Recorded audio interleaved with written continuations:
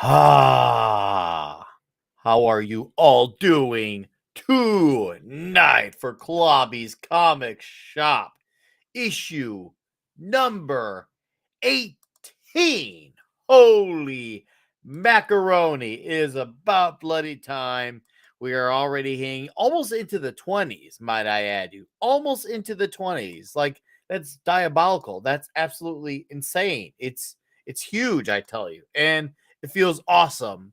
And it seems like a lot of you are already popping in here. I love to see that. Love to see that here. Let's see here. See, Lord Thoth, he dropped into there. Vulcan Liz. How's it going, Vulcan? Stephen M. McKellell. How's it going? JT Kirk. How's it going, man? I'm doing great. Dr. Jonathan Conroy. How's it going as well?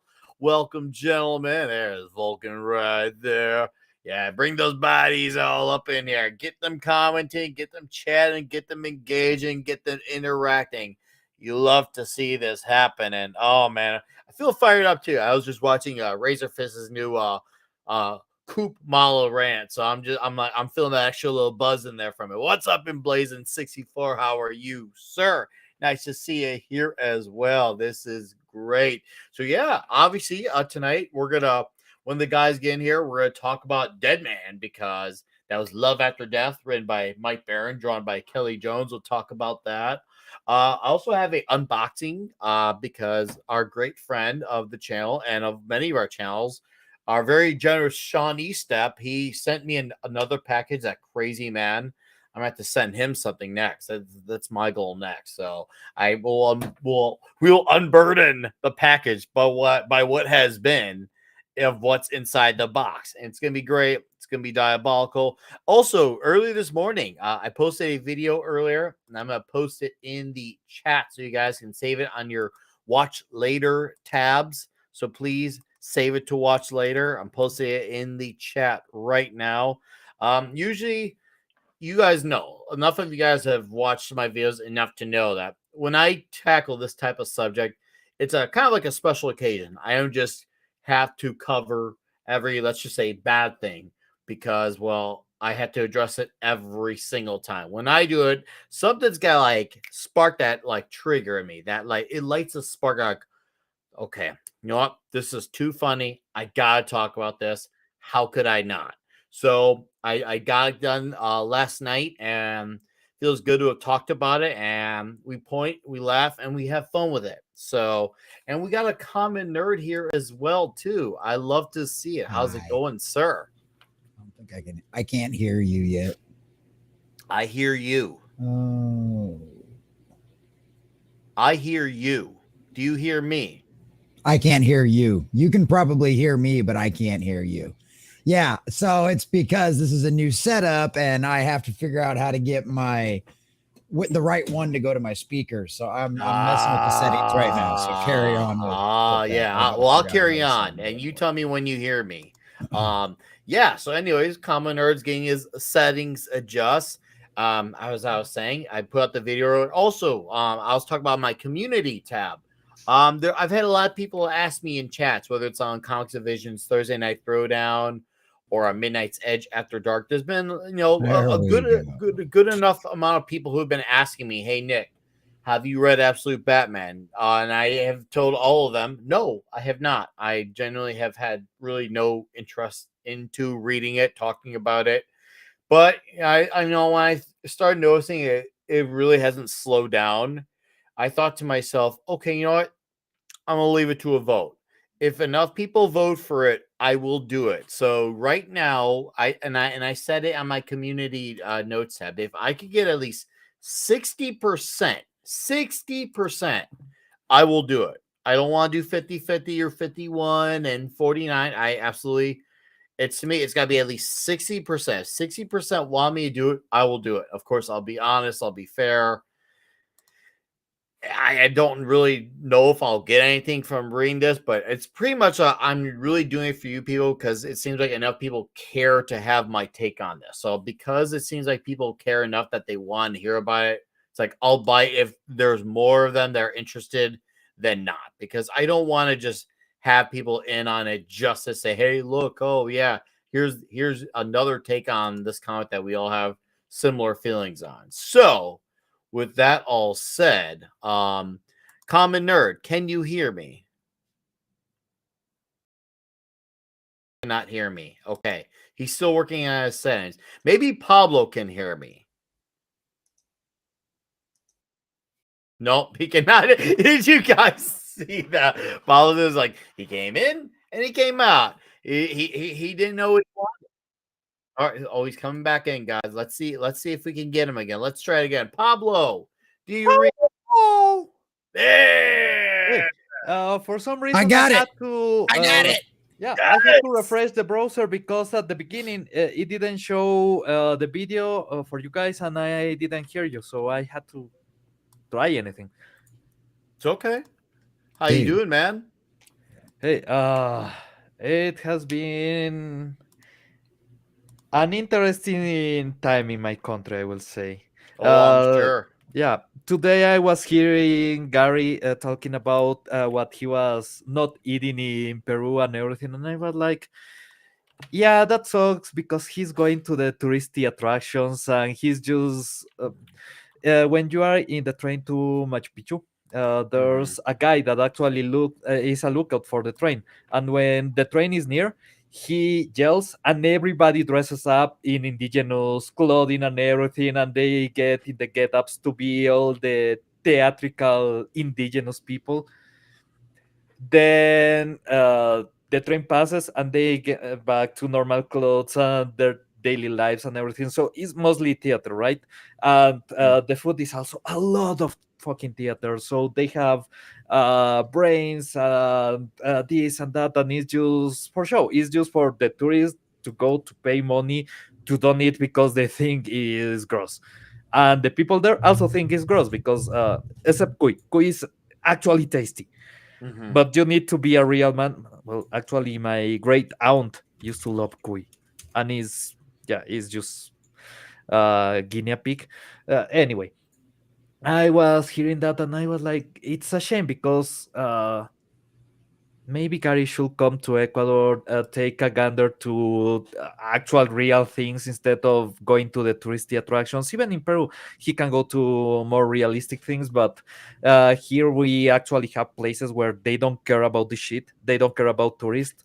So it's the real deal. And you go and it's really cool because they don't give a fuck. They are just like, okay, you walk there, stay there, and we don't care. And you go to these ruins and you can freely check anything, and it's cool, right? Then I was like, but if Gary comes to my country, he won't have water, he won't have electricity, he will hate everything. Oh, yeah, that doesn't sound like such a good time when you Yeah, word it like exactly. that. It sounds like it's almost like a you do not come. Yeah, Do not come no, here. do basically, not I will come. say Yeah. if you want to come to my country in current day, don't wait until the situation is solved. I don't know what the hell we are going to do right now. There's even 12 hours without electricity in some places. uh, Jesus. this Wednesday I sent the photo to Ironcaster that the place where I go, the bar where I go, didn't have electricity. So Mhm. instead of they use electric fryers, electric oil fryers for the potatoes and everything. So there was nothing to do. We were all just playing Magic the Gathering in the darkness, lighting with cell phones, and there was nothing to do. There was Yeah. absolutely nothing to do, and we were there just sitting. There's no use going to your house because there's no electricity there. There's no use trying to do anything else. So we just stayed there and played Magic the Gathering, and we didn't give a shit. And that's the situation in most of the in the country, right? Mhm. So it has been a really hard week. Prices of everything are going up. Prices because the companies Mhm. cannot work. Mhm. The company that produces the grain for the chickens Mhm. cannot operate Ooh, because that's it doesn't brutal. have doesn't have electricity. So guess what? Poultry and eggs going to skyrocket really hard, and already is double the price. So it's stupid. Yeah, we Yeah. hear that. Trust me, we hear that. I mean, we'll never be able to compare situations because I don't know as much about how money works, and I'm gonna admit I don't understand the currency levels as much. But obviously, it sounds like we definitely got at least an idea, a Oh, semblance, a for taste of currency, what you're going on. And the I don't currency want is to say giving you're us. better or you're worse, but we let's just say we got similar Oh no, struggles yeah, over here. dude, the inflation on the US is stupid, and that's part of the issue because we are using the US dollar. We Yep. don't Yes. have our own currency because we had to get rid of it in a similar situation in the year 2000, where the country was basically in this state. And we are not falling into Venezuela territory because we have the US dollar. The issue is that the US dollar is getting depreciated really fast because of stupid decisions from your administration. So my administration is taking the worst decision possible, and yours too. And I depend on both of them. Oh, see, okay, I did not know that. I learned something new today. That okay. Well, no wonder it's even more hectic. You're so you are affected like us, pretty much.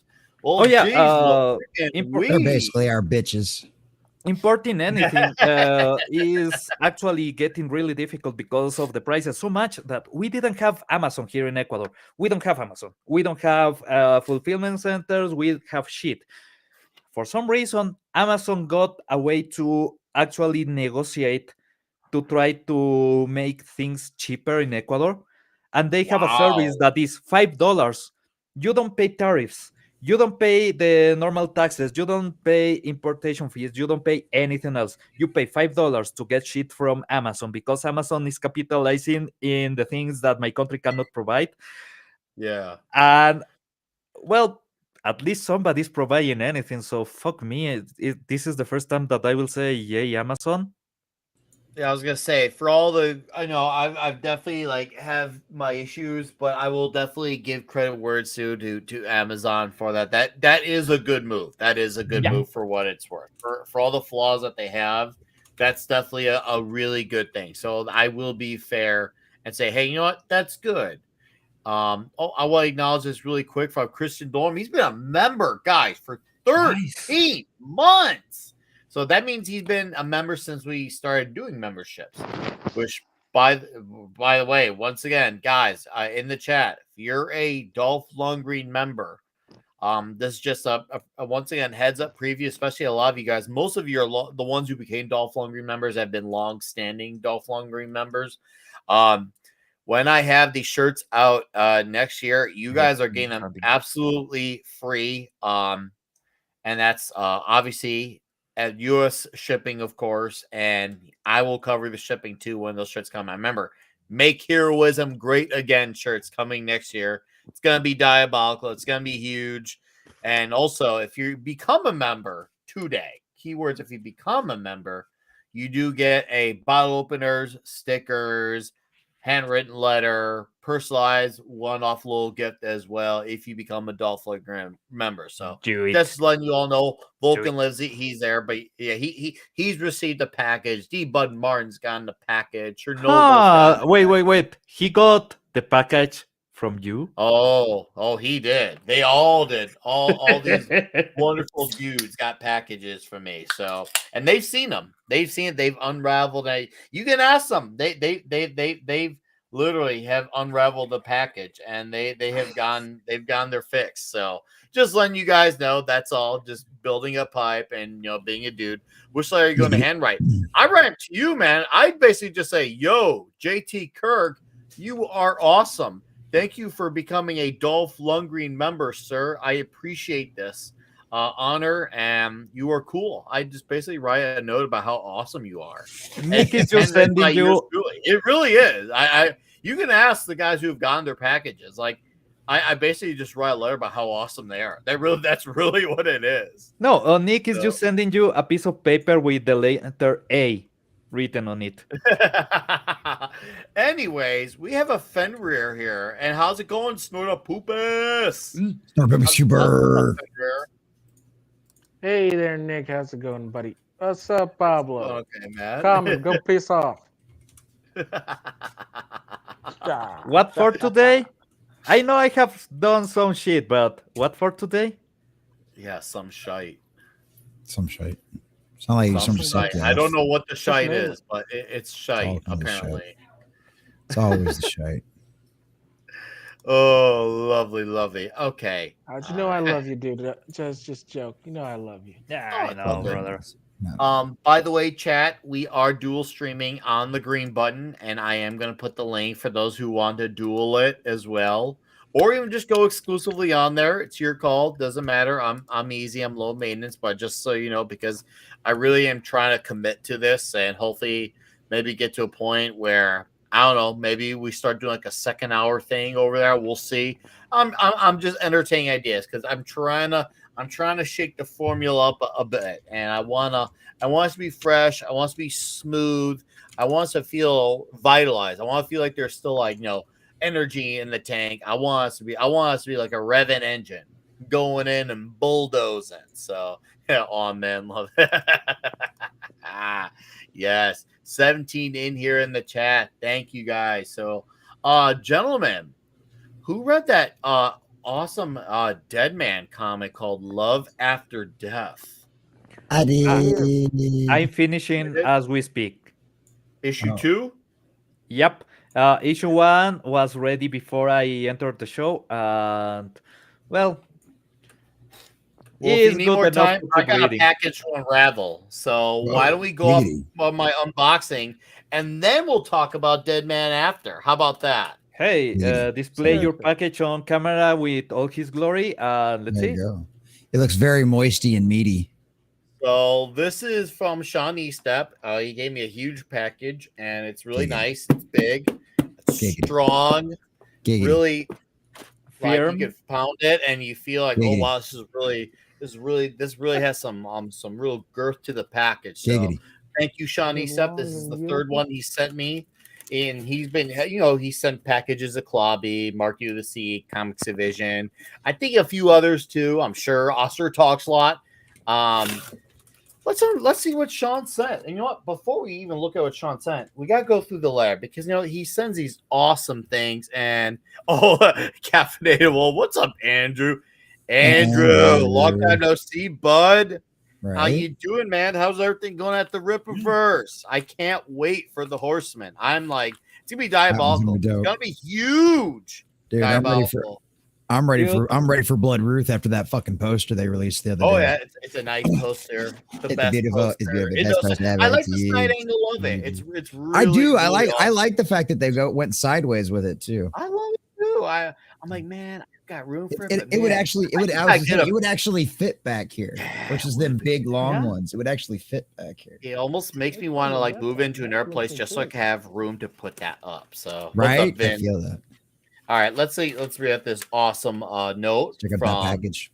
Mr. Sean Estep. Said, "Hail, Nick Weiser! Happy belated birthday, dude! You did not just send me a package for my birthday, Sean. What's up, Ironcaster? You're right in time for the unboxing. Iron. Hey, perfect. Hey, big bro. Seriously, Sean, you did not have to do this, but he said, "I happy belated birthday. I hope it was huge."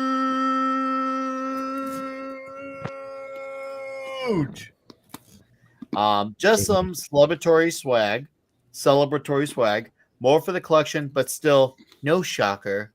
Where are you, shocker? Oh, I see what you did there. Oh. Back here, Shocker! Shocker! You can't escape me! I'll chase you to the ends of the earth! Oh, Sean, dude, I love you are a madman. You could just sent me this, and I've been more than content. But this is awesome. The fact that he just did the shocker note, and he added LOL to him. Happy Halloween and holidays to the 32 Flavors family. Dude, that's too awesome. Your friend, Sean Estep. Dude, Sean. Thank you, dude. I'm gonna send you a package, and it's gonna be huge as well. So Giggity. it's gonna be diabolical. So let's see what he sent in this dog box, because I love dog boxes. They're the best dog boxes. So he sent me a Marvel 80th anniversary, a postcard book. Dude. This is nice. Andrew, to answer your question, when my birthday was, I don't really like. I didn't do any like birthday streams this year. I took a year off from it, but it was on September 18th, so that's when it was. So I'm looking forward. This is awesome right off the bat, man. A postcard book. So now I could send people cool postcards, whether it's birthdays or Christmas or whatever. Hopefully there's some like holiday ones. If not, I'll just send postcards because they're best. It's got classic Marvel here. I'm gonna zoom in on myself here, so I don't want to be weird, but So we have proper art.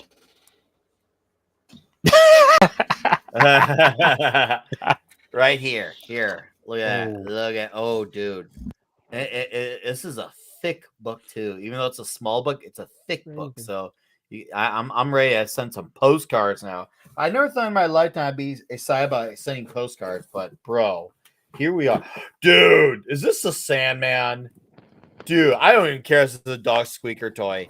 I mean, granted, I was thinking about getting a corgi anyways, but I think this is the Sandman. This has got to be the Sandman. Dude. Yeah, it is. Oh, dude. Hell yeah. Dude. Daredevil. Hell yeah. Oh my god. Yeah, regular plush. Love it. It's great. It's fantastic. So now Nick and the dog will both have something to chew on. Yeah, see, it's gonna be nice. Me and the dog, we got things in common. Oh, Ooh. That kills the bullseye. Sean, you madman, dude. Oh my god, what's up, Zax? How you doing, man? Okay, this bullseye is awesome. Dude, he comes with the daggers too, dude. Look at that. Oh, the ones he stabs Electro with. No big deal. And he sends me, of course, a great Spider-Man villain in the form of Electro as well. Max Dillon. Oh, I love that art. Oh, it's so good. It's the best art. Look, there's even a cutout card at the back. Look at that. Oh, look at that. Oh, dude. Gotta collect them all. D-Bud, huge. D-Bud, since you're here, I gotta show it off again. Marvel postcards, brother. And look at that Iron Man artwork. I thought about you. This comes to 80 postcards. I'm gonna send a postcard to D-Bud. Just so, whatever's the Iron Man one, I'm gonna send it to him. It's gonna be great. So, Sean, this package, diabolical, man. It's huge. It's wow. I mean, it's very fitting they gave me a dog box that said moistened media. I don't feel like that's really out of line. If we're gonna be fair here, that kind of fits. As weird as that is, it kind of fits. But Sean, you crazy man, I am grateful. Thank you for this ever loving package. I am in debt to you, sir. Wow, that's a random, awesome belated birthday gift package. Thank you, Sean. Wow, that was seriously freaking awesome. He loves your package. Well, He loves your package a lot. and I got give him a package back. It only Yes. it only is right. All is fair in love and war when it comes Absolutely. to packages. I mean, right is right in this situation. And why? There we go. I moved the faces. And I'm like, my OCD's kicking in. And Fenrir's talking. He's like volume 1. That's probably because he's Fenrir? really baked or something. Fenrir, you're doing something. What? You sound all mumbly. You're doing something. I don't like it. Get your face out of the pillow. It's not that bad. This is not- Just think Okay, just so think you of get me now? England. It's okay. It's okay. No more Can you hear me tears. now? You're good there. That's You went better. from like a 1 to like a 5. Do you get me The- now? You're That's still better. at a 5. Where did you hide the microphone? Ho! Just look at the flowers, Lenny. Just look at the flowers. Just look at the flowers. Just look at the flowers. Tell me about the rose, George. I Just look I at the think flowers. I think Fenrir was trying to get the microphone the closest to his mouth, by the other side. Whoa!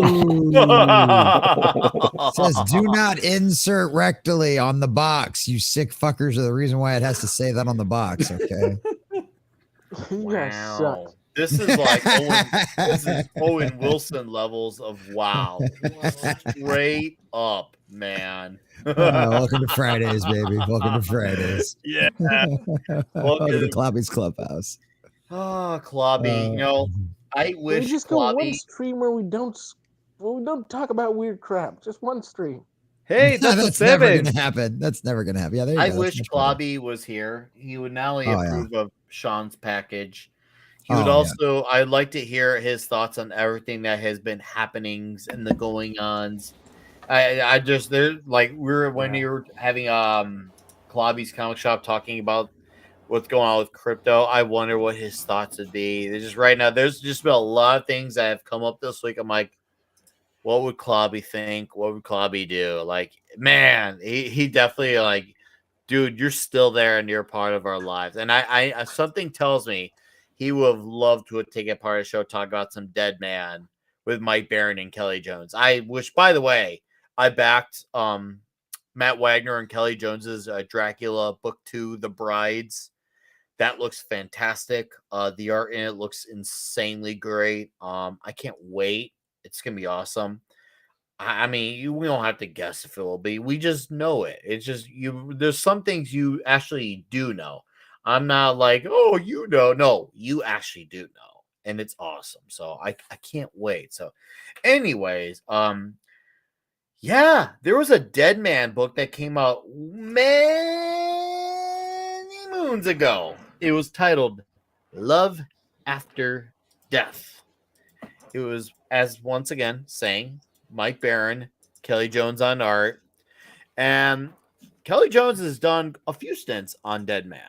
And it's great because, you know, this is the month of Halloween. So we get a little bit spookier and sometimes a little bit darker, a little bit grittier, a little bit nitty grittier. I like that, nitty grittier. And we obviously did some Hellboy, Seed of Destruction last week. Previous year, we did some Dracula. We've covered our ground over the years with some Halloweenness. And this time around, we finally get to do the Dead Man, which is a great character because I feel like he's a really, really selective character you could do for very specific stories. And for this story is a trip. This story is a straight up trip. So you know what? Let's get some of these pages out and let's look at some of this Dead Man stuff. Let's get all oogly eyed and admire the art of Kelly Jones and embrace the Dead Man, because I know for me personally, I've only read one or two other Dead Man stories outside of this, but this might be my favorite one yet. And that's just obviously rereads will decide that overall if I truly feel that way and mean it. But as of now, I'm going to say it might be. So let's get the screen out and let's look at this amazing cover from Kelly Jones. And it's covers and interiors by our man here. So let's look at this cover. I can see where guys like Chris Pachalo, Trad Moore got their styles. And this is that time. So keep in mind, comics nowadays cost around $4 to $5 for 20 pages. This has, I don't know, somewhere between 30 and 40 pages, maybe more. And it was $3.95 then. Look at that, $3.95. And this is, I think, in 1990 or 89. Look at that. I like Dead Man. He's funny for a dead guy. You know that $3.99 was about what they were doing for this, because I've gone and picked up like a trade of what was it, Death of the Family from around the same time, and it too had that similar kind of like $3.95 pricing. No, so lovely cover. If you want to call this, with the oogly body. And I love how the additional pages. You know, I look at it, when I look at $3.95 cast, I'm like, yeah, it almost feels like that's kind of standard now, even though this was 3 decades ago. But however, when you paid that price back then, you knew you were basically getting a thick issue, a very thick issue, and all the old school ads. Look at, oh look, Chicago, Illinois, Michigan Avenue. I can tell you, I know what shop that probably is. That's probably in downtown, the Graham Cracker Well, shop. Well, Nick, if you actually pay a little more attention to that, that's not an ad. That's not an actual ad put in. Like that's relevant to the comic itself. Oh, it is. The address on there. Yeah, that's You're no, that's right. not an Ed ad. Gein's cookbook. Yeah, Okay, Ed Gein. There is, here's the thing. There actually is a shop on Michigan Avenue in Chicago. That's a graham cracker there. It That's probably wasn't a graham cracker then back in the day, but it definitely there is a shop there. So that's really funny that they use what maybe if the exact address, if not close to that for that. So that's even fun. I did not notice that. I never even noticed that. That's even better. Oh, hell yeah. Because when I was going through and I was reading, I'm like, it's odd that they kept this in here. And then I went and looked at the next page, and I'm kind of getting into it with a little more context. And I'm looking back at that ad, I'm like, wait. Plus, I mean, if you look at the actual the art itself, it's a train. We got a train, which we're going to see later in the book. Yes. And it's very on point. It's thematic for what we're going to be seeing going forward. Plus, it's done in a comic art style. But it's easy to have overlooked that, not quite realize that. You know, Jeremy really nailed it with his comment about the whole Casper element, except he will absolutely ruin your shit up. And you know what? Our man is right.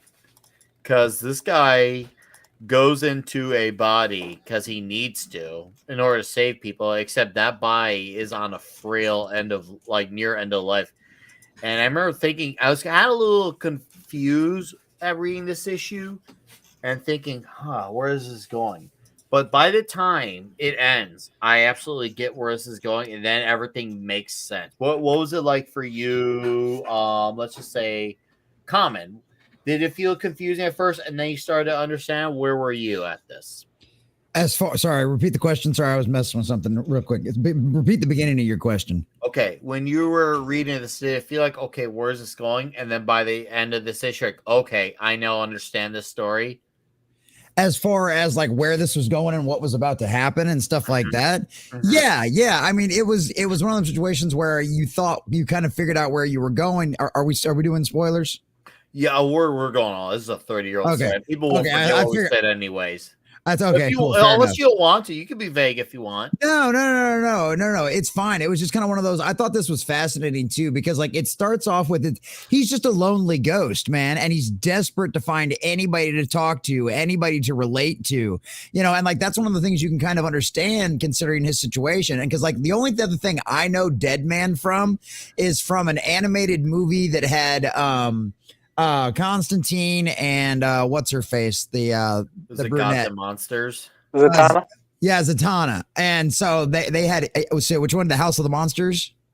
Gods and Monsters. Gods and Monsters. It might have been. I can't remember. It's been a while since I watched it, but that's the only thing I knew him from. It was Justice League Dark. Oh, Dark. Yeah, right. Justice League Dark. Yeah, it was Justice League Dark. Because I've watched that one a couple of times. But yeah, so the art was a little jarring for me in the beginning with Dead Man, and it's very toxic. The art is very, very toxic. And it's great, but it was kind of jarring for me at first, but then I got used to it because I was like, oh, okay, I get what they're doing. They're making him look like a phantasm, so you want to see kind of the whole little swirly kind of aspects to his body and the way he's moving, and he doesn't have a physical form, and you're trying to represent that on a page, right? So that way everybody knows he looks freakish and weird and stuff like that. So I appreciated that, but no, I like the story where it's this lonely ghost. He's just out there looking to try to find it, and you can understand where he's coming from. He's trying to track down any kind of lead he can find, and then what does he stumble into? This gorgeous freaking woman, of all the places, and she just happens to be a trapeze artist, which it's oh wow, that's really on the nose. But when you find out it's a circus and everything else, you're like, it's a lot of fun. So as far as if I knew where the end of the first issue was going, I'm not entirely sure, because the way this issue ends, and then we'll get there, it's oh yeah, they went there. Well, that's spicy, that's interesting, that's fun.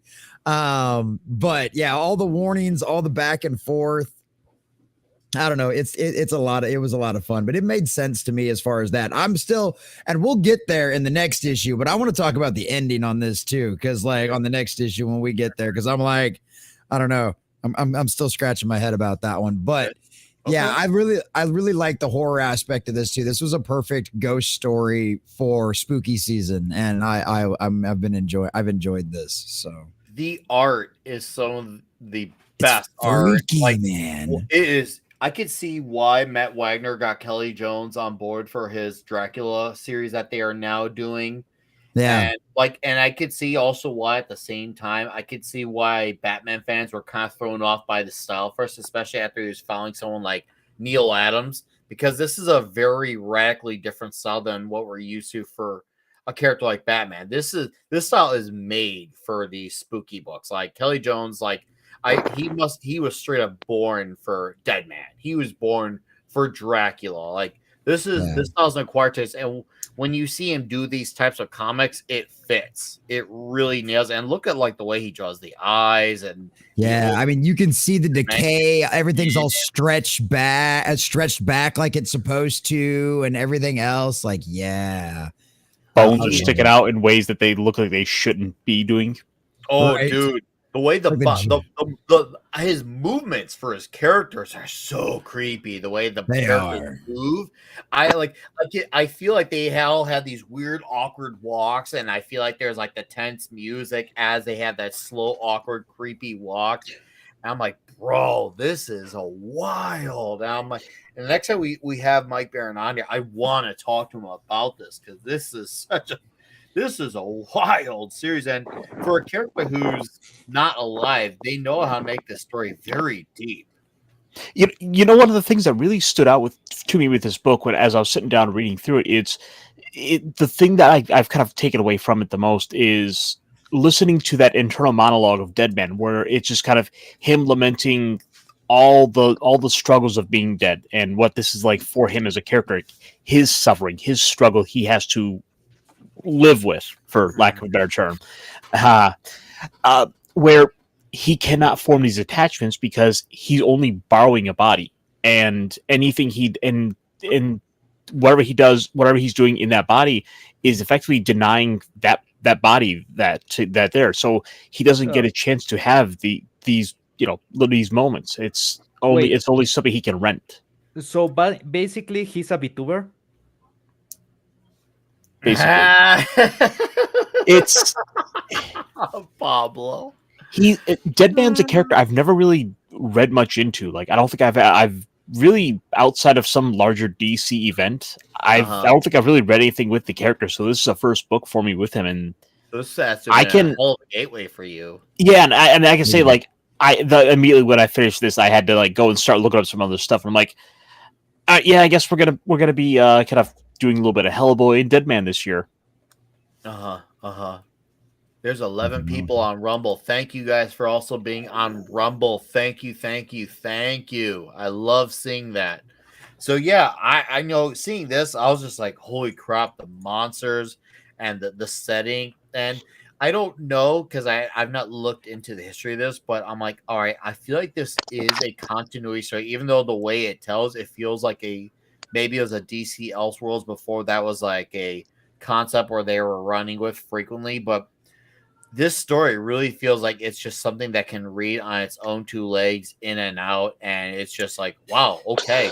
So if people want a DC horror story, or if they want a story where they can get into a character like Deadman, you can really read the story, not have to feel like you're weighed down by anything.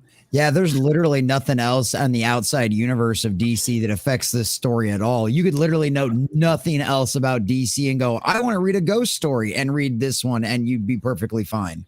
Yep. You could literally know like nothing about superheroes or any of that kind of stuff. You could just go, I want to read a spooky story about a ghost. And you'd be like, here you go. Look, it's got gods and monsters in it too. Oh, look, there's some Native American crap back here too. So I'd be like, ooh, yeah. Yeah, it's Oh, fully there's hot chicks disconnected. and They boobs. don't have absolutely any Yeah, that's reference the beauty of to. these simple books. You can just enjoy it. Oh, yeah. Yeah, exactly. I feel like there's a little bit of a now I look at pages like this and I'm like there's some like awesome Castlevania vibes with the art here. I feel like I'm like, man, I'm like I could feel the wind blowing. I could feel I could see the different leaf colors of the fall here. I feel like this is taking place in the fall with with the tree branches of the leaves falling down. I'm like, oh man, I'm like, I could feel the chills of this. I'm like, oh man, I bet this is one of those houses where you could feel there's an unsettling air in there. You're like, oh, what's going on in this I mean, house? it's got the tree, so of course there is. Yeah. I No just matter what room you're in, there will always be a cool breeze, just kind of send shivers up your spine. oh man, I love it, and dude, and this book definitely like I could see why it was listed as a mature read because there's some pages where like, bro, this gets really wow. Like, look at this right here, like, bro, There's Oh, holy, the art boobies. is really gruesome. look at yeah, I know, and I love, dude. I'm like, and you don't feel this like, wow, these are guys are here being edge lords or like they're just trying to push boundaries just for shock value. There is a lot of meat to the bone of the story. This is all happening for very specific. Yeah, they're not trying to be edgy. There is artistic symbolism in the gore. Mhm. Well, there's a difference between 90s edgy and 2000s edgy. 2000s edgy was overly exaggerated, was basically trying to get shock. 90s edgy was just, yeah, we wanna be metal album covers and that's it. And it worked. It really worked because it was tame enough so you could sell it to teenagers, to people that are not yet in an age where you can show too much, but it was good enough that even the people that are really into deep horror styles will gravitate to it without any issue. So it's right in the line, just perfectly done, I will say. For freaking real. This was seriously such an insanely well executed story. It's so crazy how like I was like how am I like feeling bad for this character who doesn't live and he sees all this stuff. I shouldn't be feeling this type of emotion. And yet you have a story that's emotional yet is very intense and scary at the same time. Usually one thing kind of swaps out the other, but somehow this story manages to like intertwine the two, and it doesn't feel like it kind of crashes and feels like a bad blooded mix. This all works in this story. And I don't feel like everything.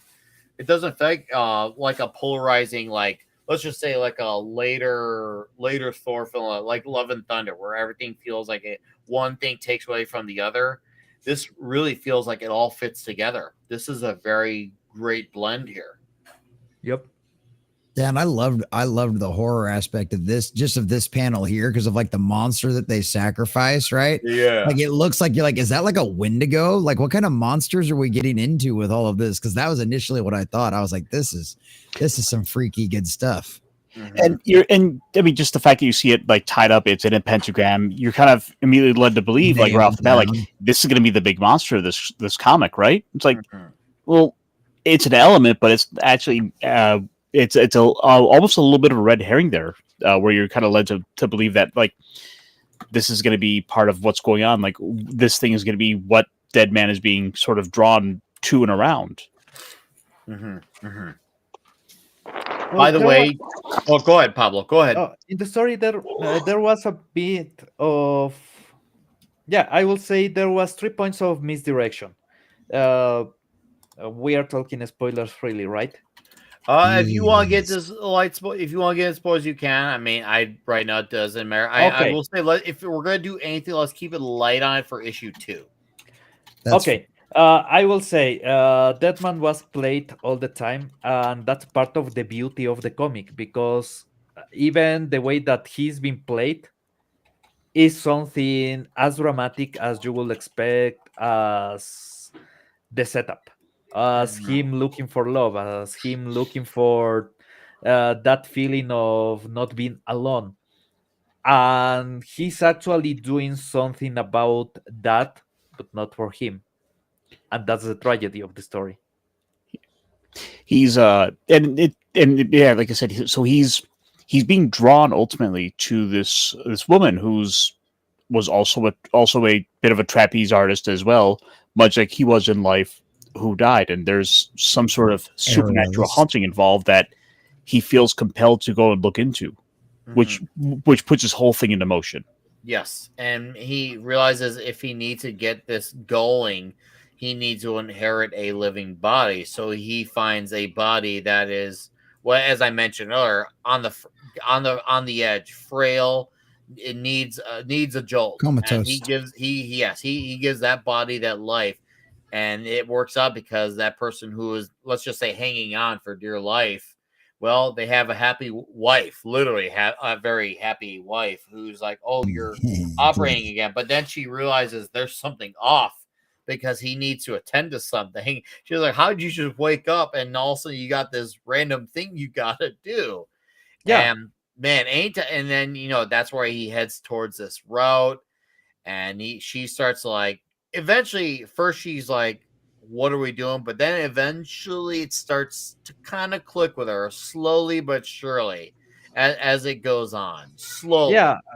Well, Deadman kind of, I will say he won the lottery there because at first he was riding on a carrot and then Uh-huh. he got a ride as a carrot.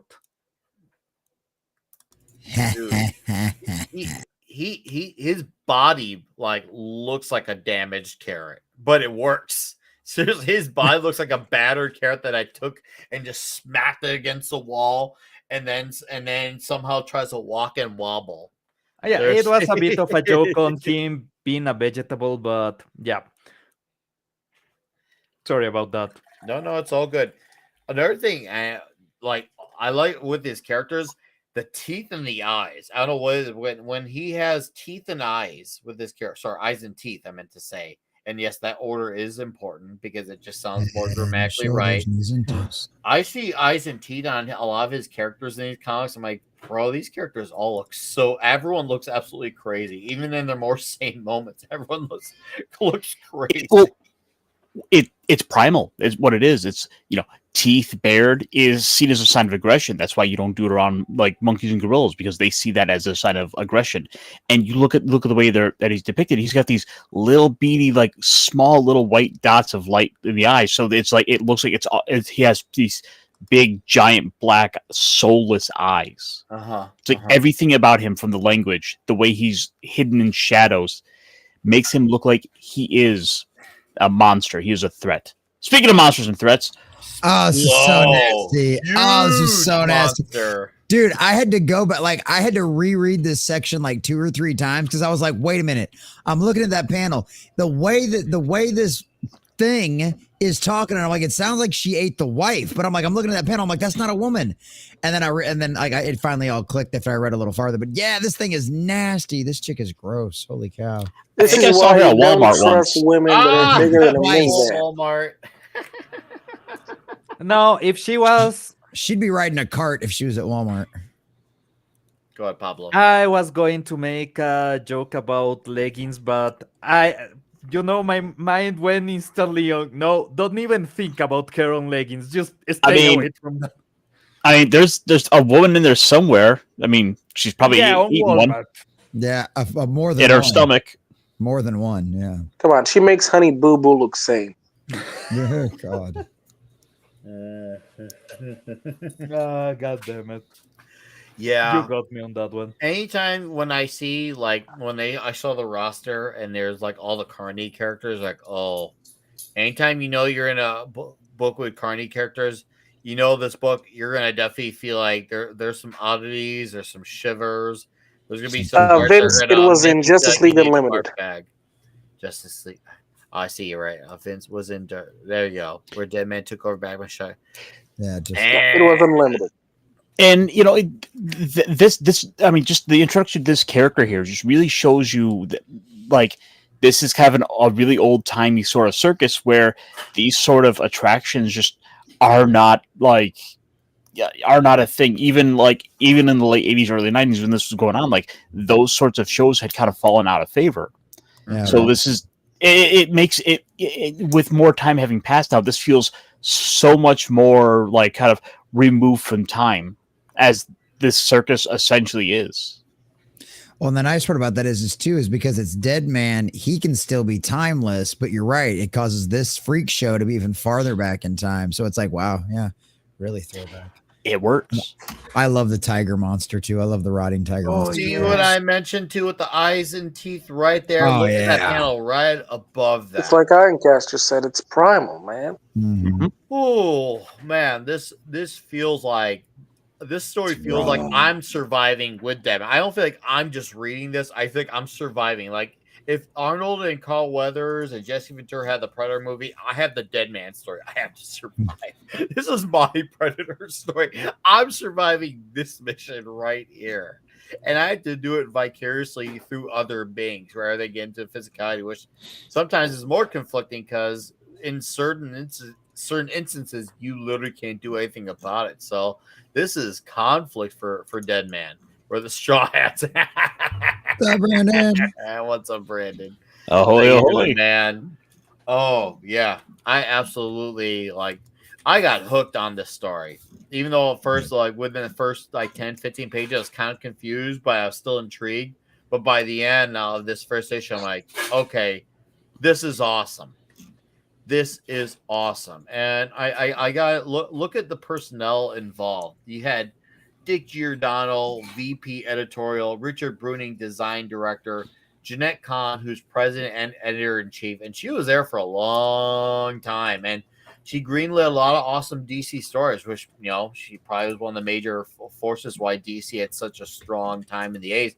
Paul Levitz, right there, great writer as well. Executive VP and publisher. Oh, dude. Oh, we're going late 80s. I think maybe this could be 1990, but I'm gonna say 89. I think 89 or 90 for this one, Brandon. 89 or 90. It's called Dead Man: Love After Death. This is a 2-issue series. So if this were to come out today, it would probably come out under like the Black Label format, probably under that. If anything, they should do a reissue of this.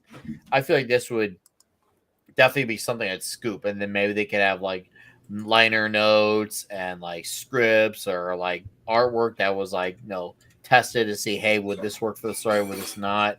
I mean, but then again, it's gonna take for DC to actually get a hold of Mike. I know they work with Kelly sometimes, but I don't think they want to work with Mike, and that's really unfortunate. Yeah. Even though there's guys at DC who would work with Mike themselves individually, like obviously Will Conrad does. So, Nick, I just wanted to point at the date. You were almost right. And when I say almost right, is you had 2 decades, and you went missing by a year. Is November 1989. I was so okay. I can see why you're saying I was close to being right. Yeah. You said 90s or 2000s, and it was a year before that. Quite literally, a year before the dates that you said. So yeah, it was fun. Okay. Well, we'll look at that wonderful, majestic cover for issue 2. I like it. You like it. It's great. It's fantastic. It's diabolical. It's huge. Suggested for mature readers. And look at the merging here. The merging of these two, and I'm just like, whoa. Who would have thought even just the simple kiss feels like I feel like I'm still looking at it like an uneasy image because you can see look it's like where's the bottom half of her body? Wouldn't you like to know? It's non-existent. I don't know where it's at. You haven't seen it before. I'm just saying, where is it? Where is it? What are we immature readers supposed to read? This is well. It's okay. Nobody. We won't tell your mother. It'll be fine. Yeah, go ahead. I mean, go ahead. Go cast or comment. I don't care. Okay, go ahead. Okay, I was just saying it. We have that sort of important little thing of like she's someone he's able to touch, someone he's able to feel. This is for the first time since he's become this, like without the need of having to possess a body. This is a woman who he can touch, he can feel, who could potentially teach him to be able to manipulate a reality so he could have some sort of interaction in the world. Like this is something unlike anything else he's ever experienced. This is the most important woman who could be in his life. Yes, and she needs him too. That's the thing. Like they absolutely need each other. They both there's obviously there's a respect and a love there, but they also need each other because they both benefit from the situation. And when you see this page right here, I mean, look, you got Reptilina, the Serpent Lady, the human skeleton. There's our best friend there, and she The didn't sing fat in this lady. and she didn't sing, not once, not twice, not at all. The goat faced boy. I'm like, bro, the Clobby circus, man. And I've seen some weird looking circus designs. I saw that. Was it called American Horror Story Carnival? Oh, I'm trying to think what that season was. It was about the carnies. I think it was called Carnival. It could be our free show. What was one of those names in the chat? Correct me if I'm wrong.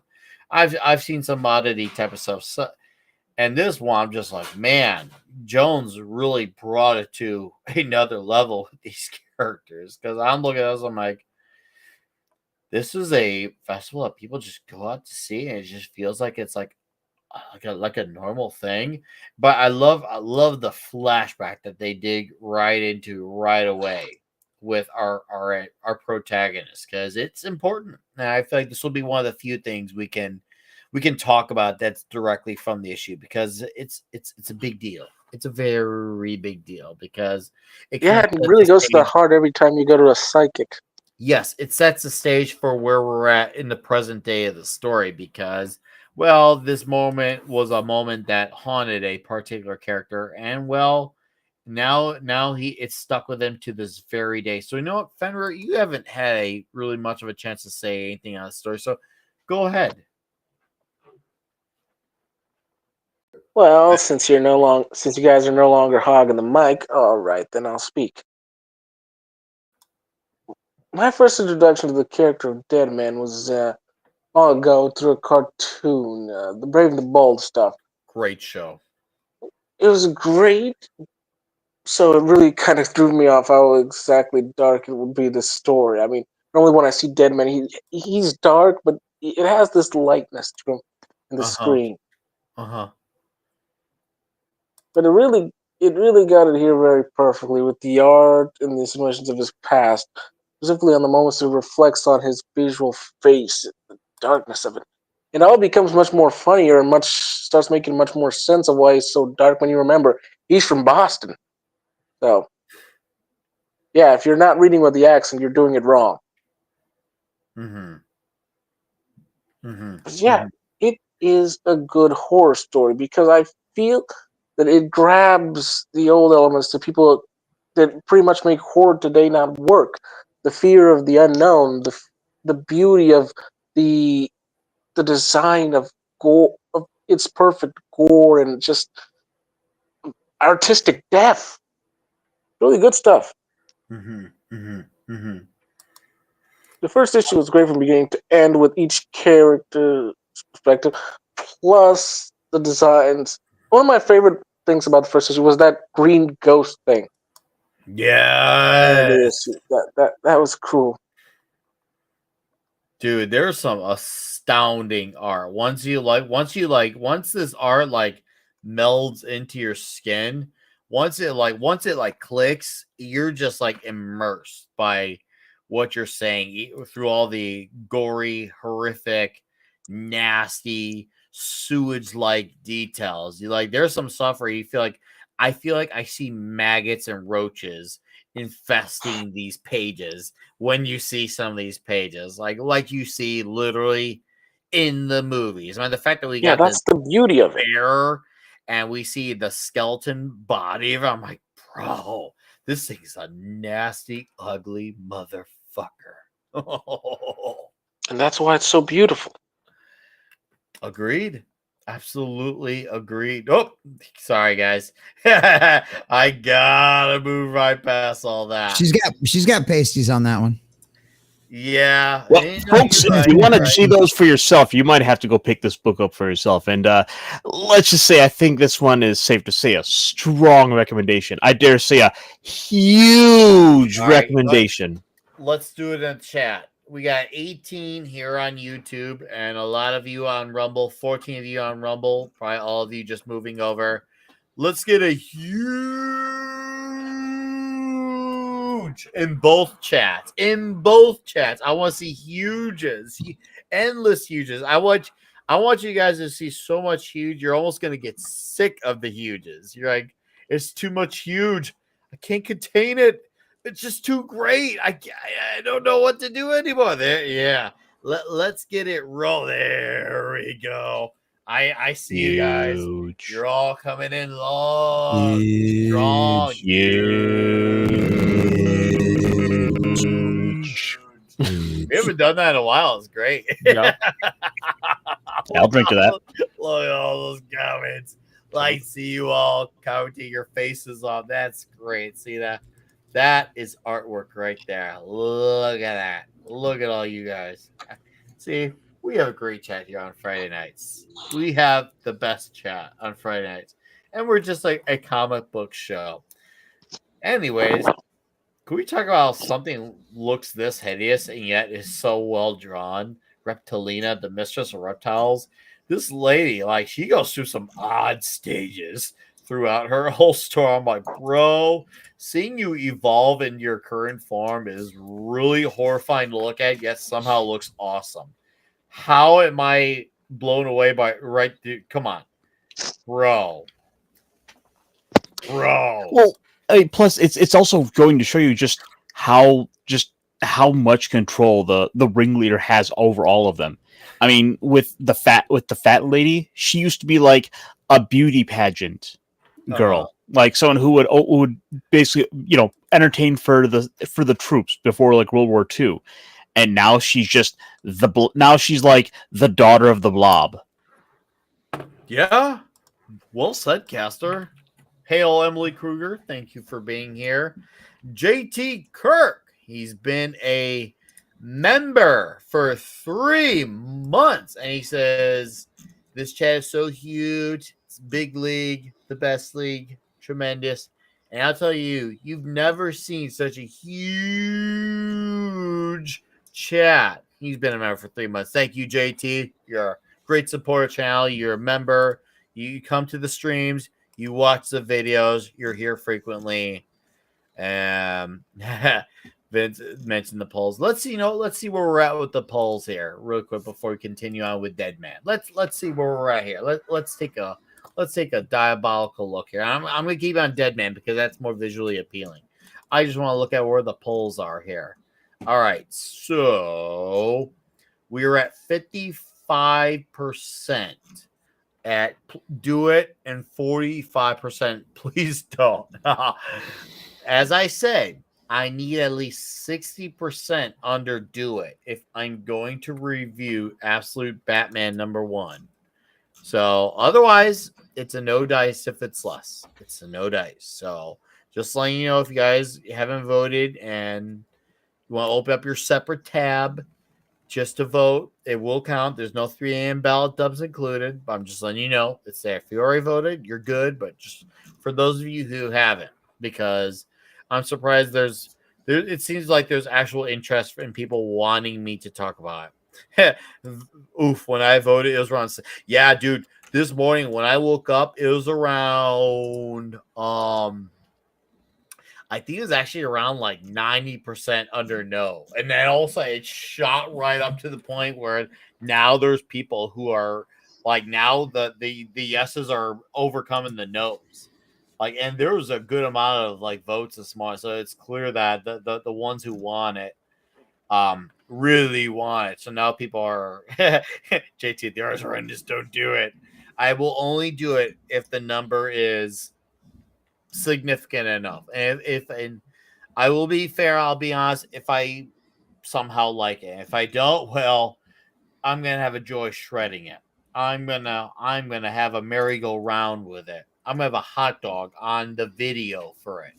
I'll have 2 hot dogs. One will have barbecue sauce, and the other will have like Whataburger spicy ketchup. It'll be great.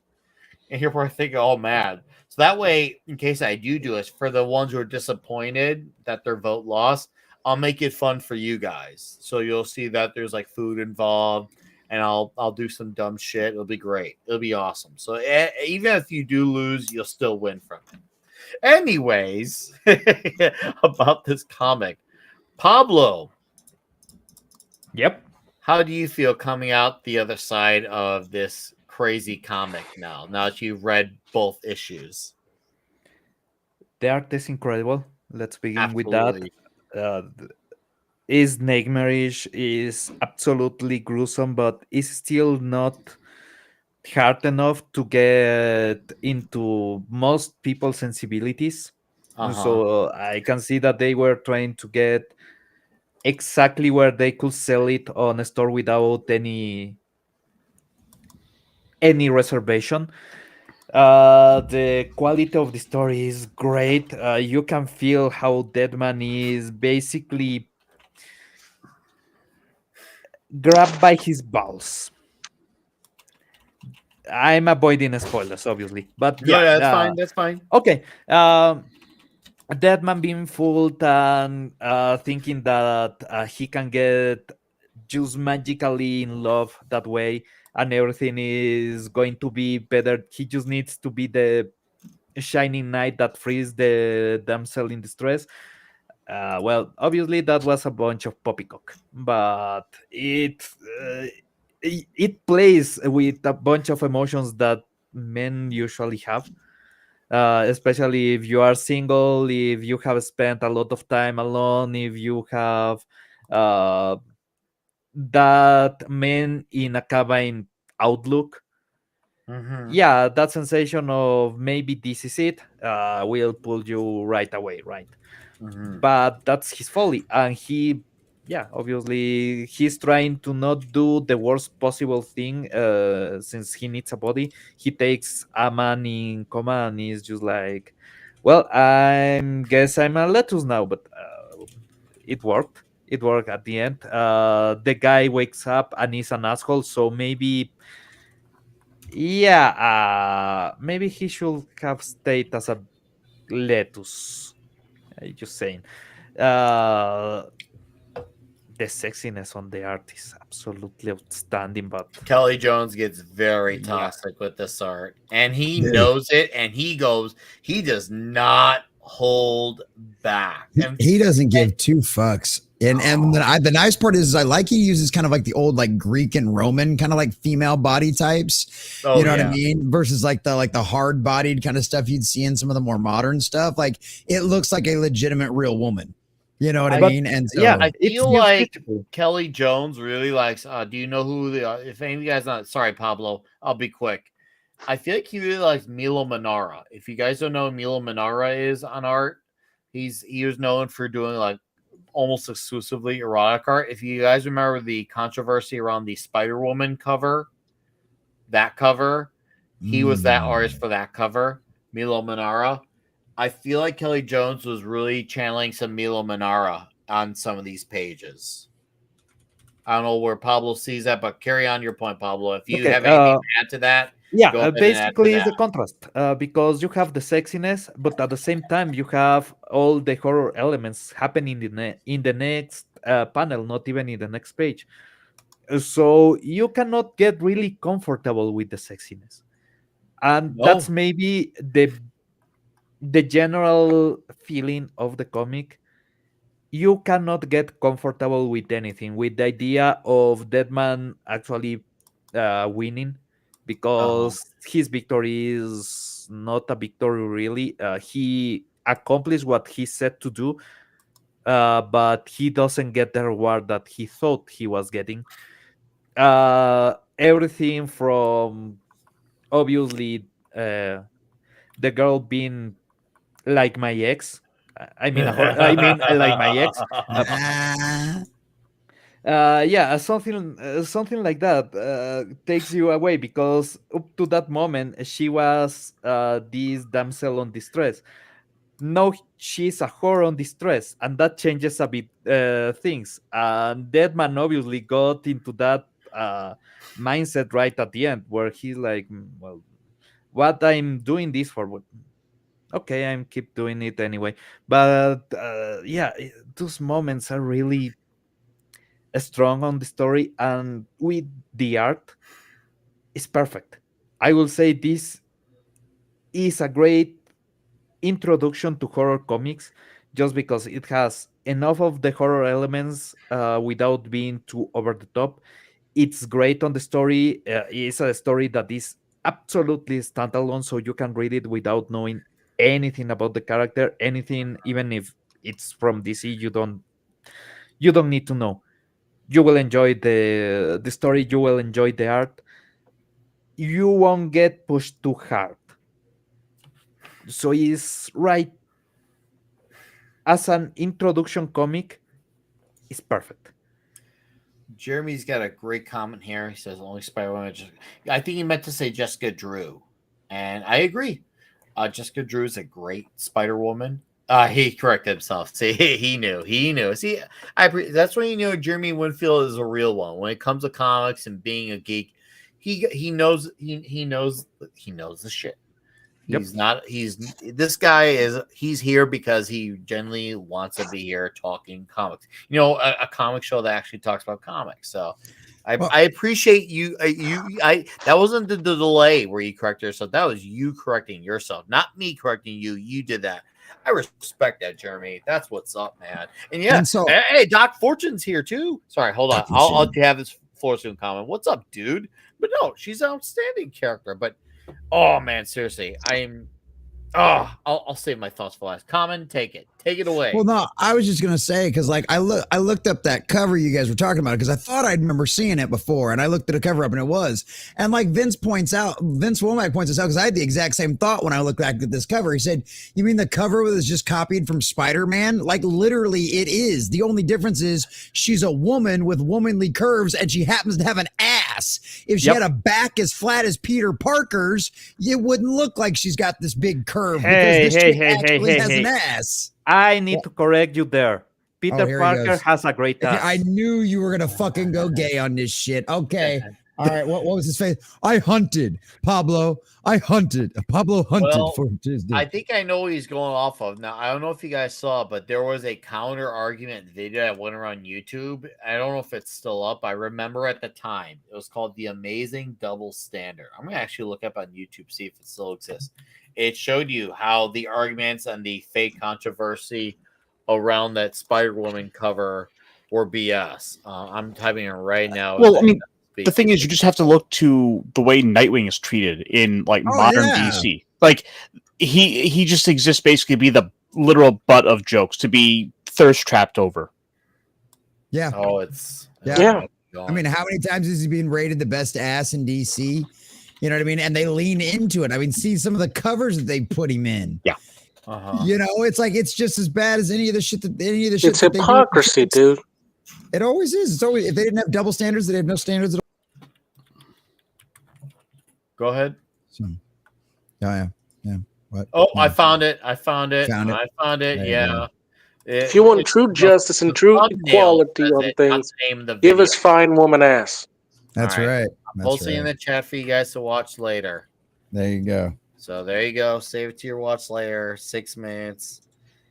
So there you go. But yeah, Common, do you have any? We'll make this our final thoughts because this is like I think we're almost halfway into the issue. We want to keep this so we give people incentive to read it and still have a surprise. Final thoughts on Dead Man. Now that you've had this character as a fix in your life, I feel like you may have come out of this story being like, bro, holy crap, what happened? No, it was. And I wish we were doing spoilers because I'd really like to talk about that a little bit more because I'm a little bit confused. Maybe we'll have to talk about it behind the scenes. But no, I really enjoyed it. It's just like, you're like, yeah, we met him. He's a tragic character. Like they introduce him like that. And you're like, by the end of it, you're like, fuck, you poor bastard. You're just here for DC to shit on you, aren't you? You're just here for DC to shit on you. But like I enjoy the character. I like him a lot. I'm very curious. I want to read more of it because I'm very curious about like the whole like because it introduces him with like who the god that brought him back cursed him, however you want to look at it. And I'm very curious to see how all of that goes forward. And it's funny because he keeps like trying to reach out to his god that brought the one that brought him back, and they're like, and then like there's even a line in there where it was like, haha, there's only one god here, and that's Behoovsava or whatever his name was.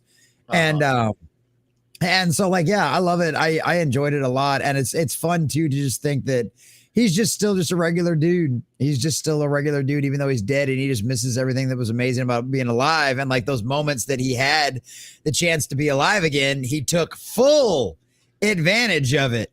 And you know, you can relate to that. You can relate to that. And so I enjoyed it. I enjoyed it a lot. The art was fantastic. It's very different. It's not exactly what you expected. It took me a minute to get used to it, as seeing the only version I'd seen of Dead Man before was in the Justice League Dark. And so it's very much a different look on the character. He looks much more superhero, Superman. That's that kind of body style in Justice League Dark. So this was a little jarring, but I like it, and I think it works really well, and it works really well for the story. And yeah, as far as a crazy, creepy, I've always loved like the circus and the freak show stuff. Like there's a lot of those kind of television shows that have done that over the years. American Horror Story even did a season of that. And so it's stuff that I really like that aspect of it too. So throwing him right into a freak show, considering he was a trapeze artist and everything else, it worked out nicely, and it was very much a good two-parter series for spooky season. So yeah, I liked it a lot. Good pick, whoever figured this one out. I decided on this one. Well, good job, Nicholas. Good job, Nikki. You did a good job. You did. I'm so proud of you. I'm so proud of you. I'm so proud of you.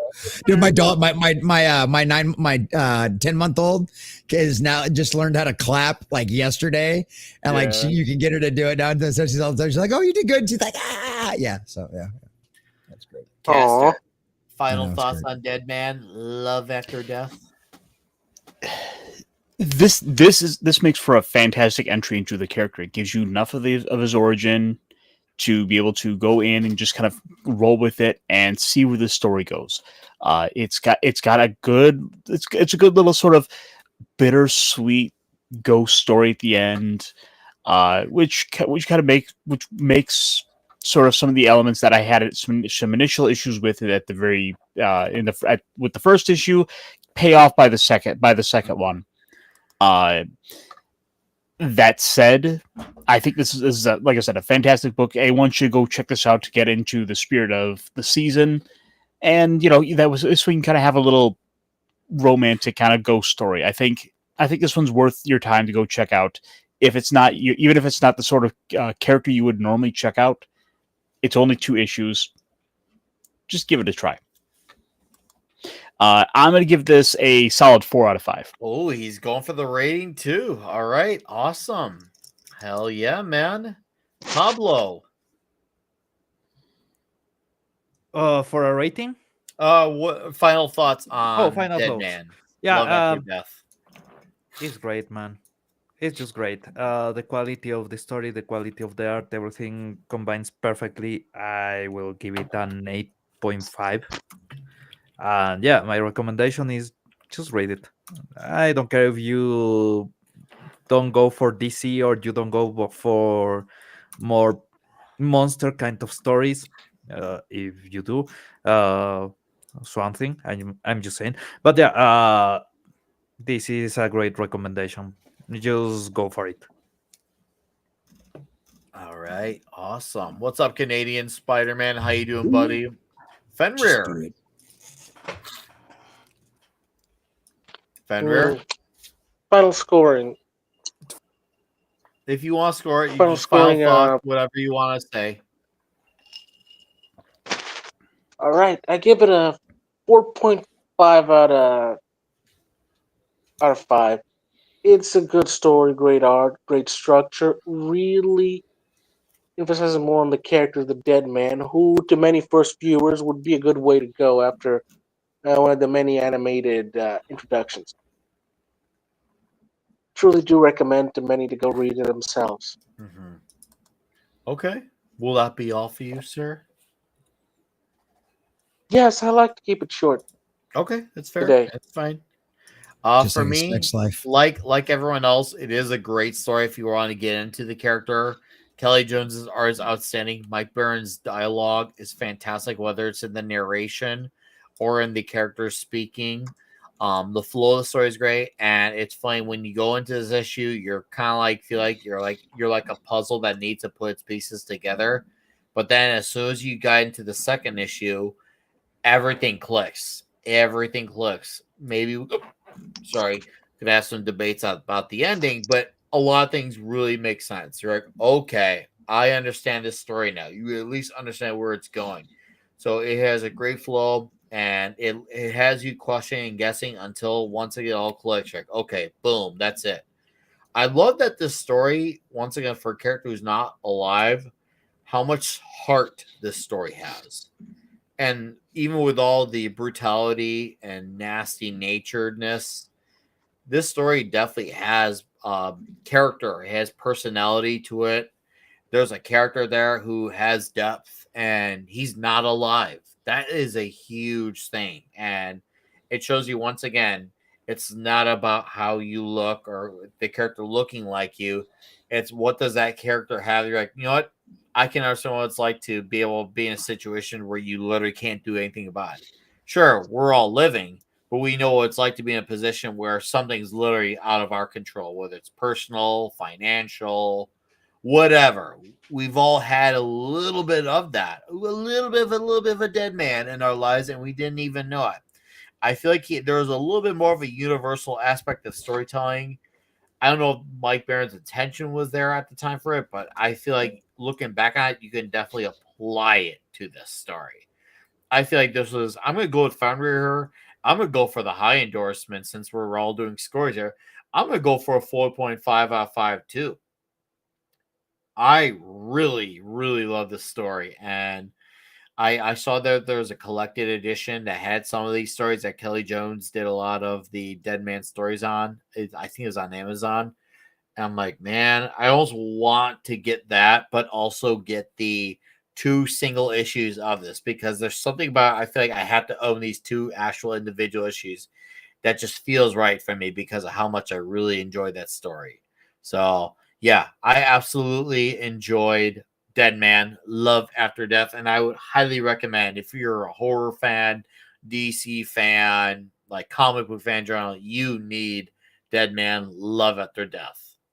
I'm so happy we have this comic and the fact that it's something I didn't look into in my time in my life. I'm like, where was I for this one? Where was I? So shame on me, but better late than never. Once again, guys, Dead Man, Love After Death, or just Dead Man, Kelly Jones, whatever. You got to read this comic. It was such a fucking awesome story. I love it. Love it. The hugest recommend. Huge. Huge. Oh, way to show up late to the party, Fenrir. It's ruined. We gotta start the show over. Nick, you have a question in the chat from Yeah, Emblazing I 64. am, and it is not. That is a monster that the Alpha Core are fighting, who we have yet to see actually in the actual books. But I could see why you thought that. So to answer your question, Sir Emblazon, is Cole a Conqueror on your list? Well, speaking of Cole, I guess we'll spill the beans on that now rather than the end of the show. Next week we're gonna have Russ Leach on here to promote his comic, The Atlantean. Because if you guys remember, Russ Leach was on Nice. here to promote his adaptation of the Shadow Kingdom, but now he's doing his own original story on King Cole titled The Atlantean. This will be issue 1, and it's going to be the final week of his campaign. So if you are in the chat and you haven't bought it yet and you're wanting to, wait until next Friday night. Wait. Because I want to make sure to give Russ a really good send off of this. I've read The Shadow Kingdom. It's great. Really faithful to the original Robert E. Howard story. We deserve to definitely give Russ a really good send off because it's going to be what I think is like the second or third to last night of his campaign when he does this show. So we got to really make sure we give Russ a good show. We know he's a great guy. We know he's fun. We know he can deliver the goods. We're going to make sure we really definitely give him a good standing of customers for next Friday night. And we got Makini Draws. What's up, buddy? Long time no see. Man. For $2, says Shiba Dog shaking his body from left to right, surrounded by red hearts. No, it's a sticker. Oh, okay. It's sorry. Yeah, I'm on it's describing a Streamlabs sticker. now. I'm on Streamlabs now, Makini. So I'm literally reading the description. Well, thank you for the $2 super sticker, sir. I still got you get used to all this things with Streamlabs and how it words things and listings. But thank you, man, for the $2. Hopefully you're well, man. I definitely, once again, the schedules ever align, you know, you could always go. I still got my Thor right here, dude, right here, man. You know, it's. We know one thing for certain though. Culture Casino did not write the description of those. Oh God. No, culture would have written in about how it's farting hearts. Yeah. Yeah. Culture would have wanted his ass filled with Yingling, and then he would have farted it all off. All of it. You know, Straight up. So awkward. you gave me a fantastic segue, Nick Weiser. And Nick, to my favorite segment. To your favorite segment. To everyone's favorite segment that I've been bringing to the show every week. All right, time for me to go. Because one of my favorite things I like to do with the show is kind of give a little look out to the books that are coming out for next week and maybe something that might have been here this week, because we want to spread that love of comic books and get people to look out and see what's going on. And the first thing I happened to look up was a book that came out this week, and specifically I have a variant cover for you guys that's very relevant to things we've been looking at tonight that we've talked about.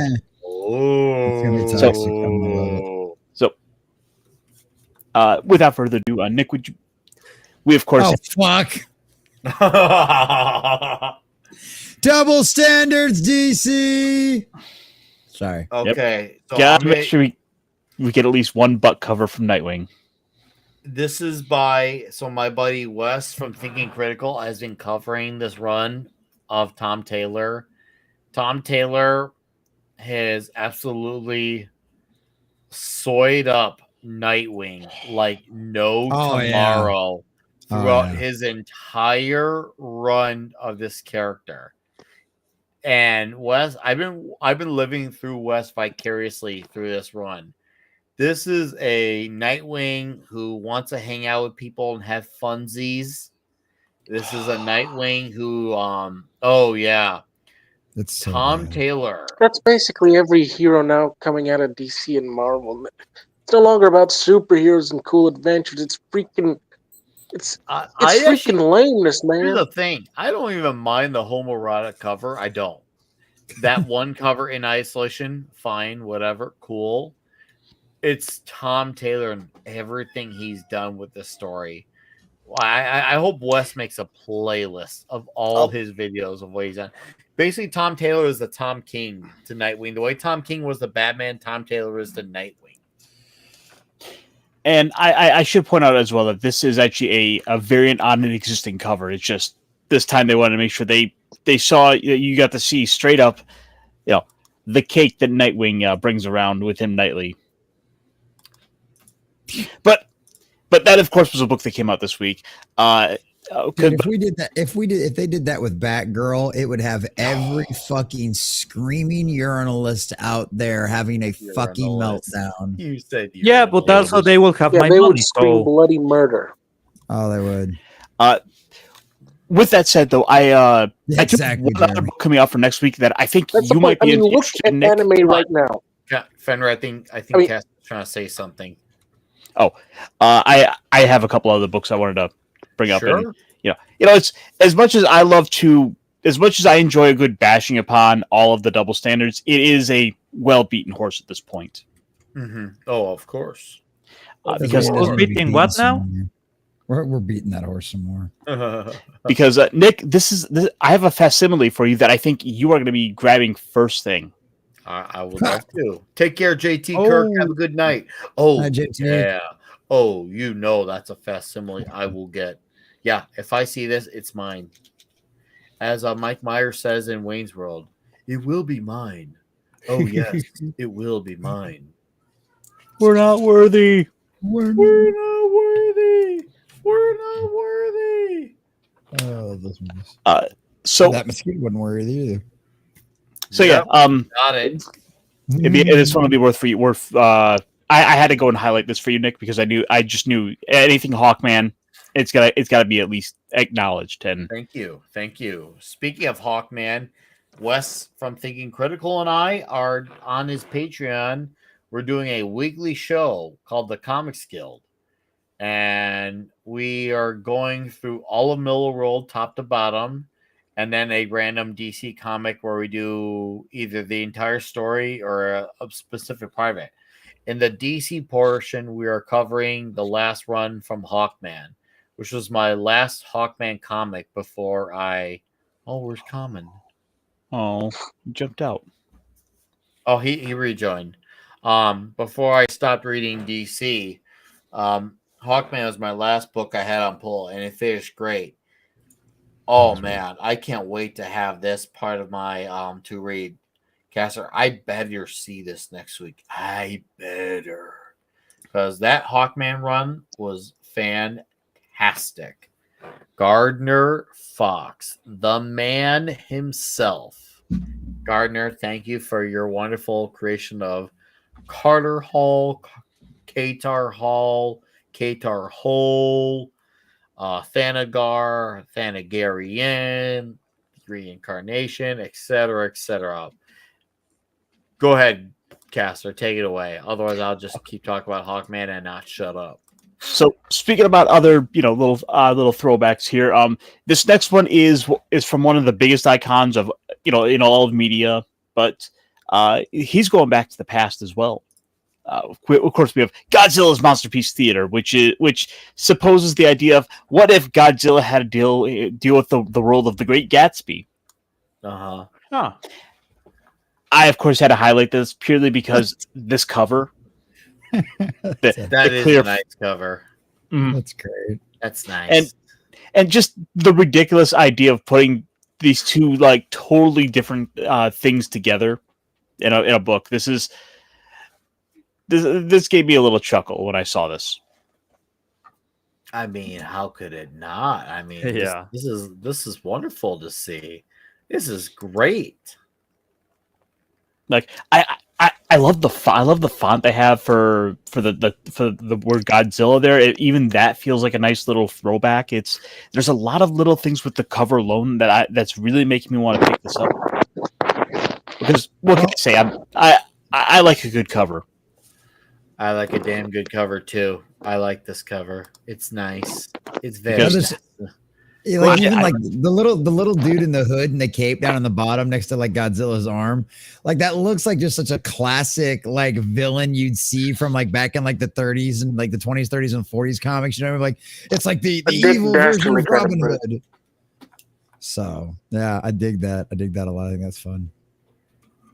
Oh, it Who's is this dude Sherlock with the big- Holmes. It's Sherlock Holmes. Okay, that's why. Ah. It says down there, it's Sherlock Holmes. Is The it Great Mike? Gatsby and Sherlock Mike's Holmes. supposed to be writing a Sherlock Holmes story. The answer to the Ooh. mystery is the big ass lizard there. You don't need to use the magnifying glass. Mhm. We also call him the time machinist. That's funny. So it's the guy from the H.G. Wells story.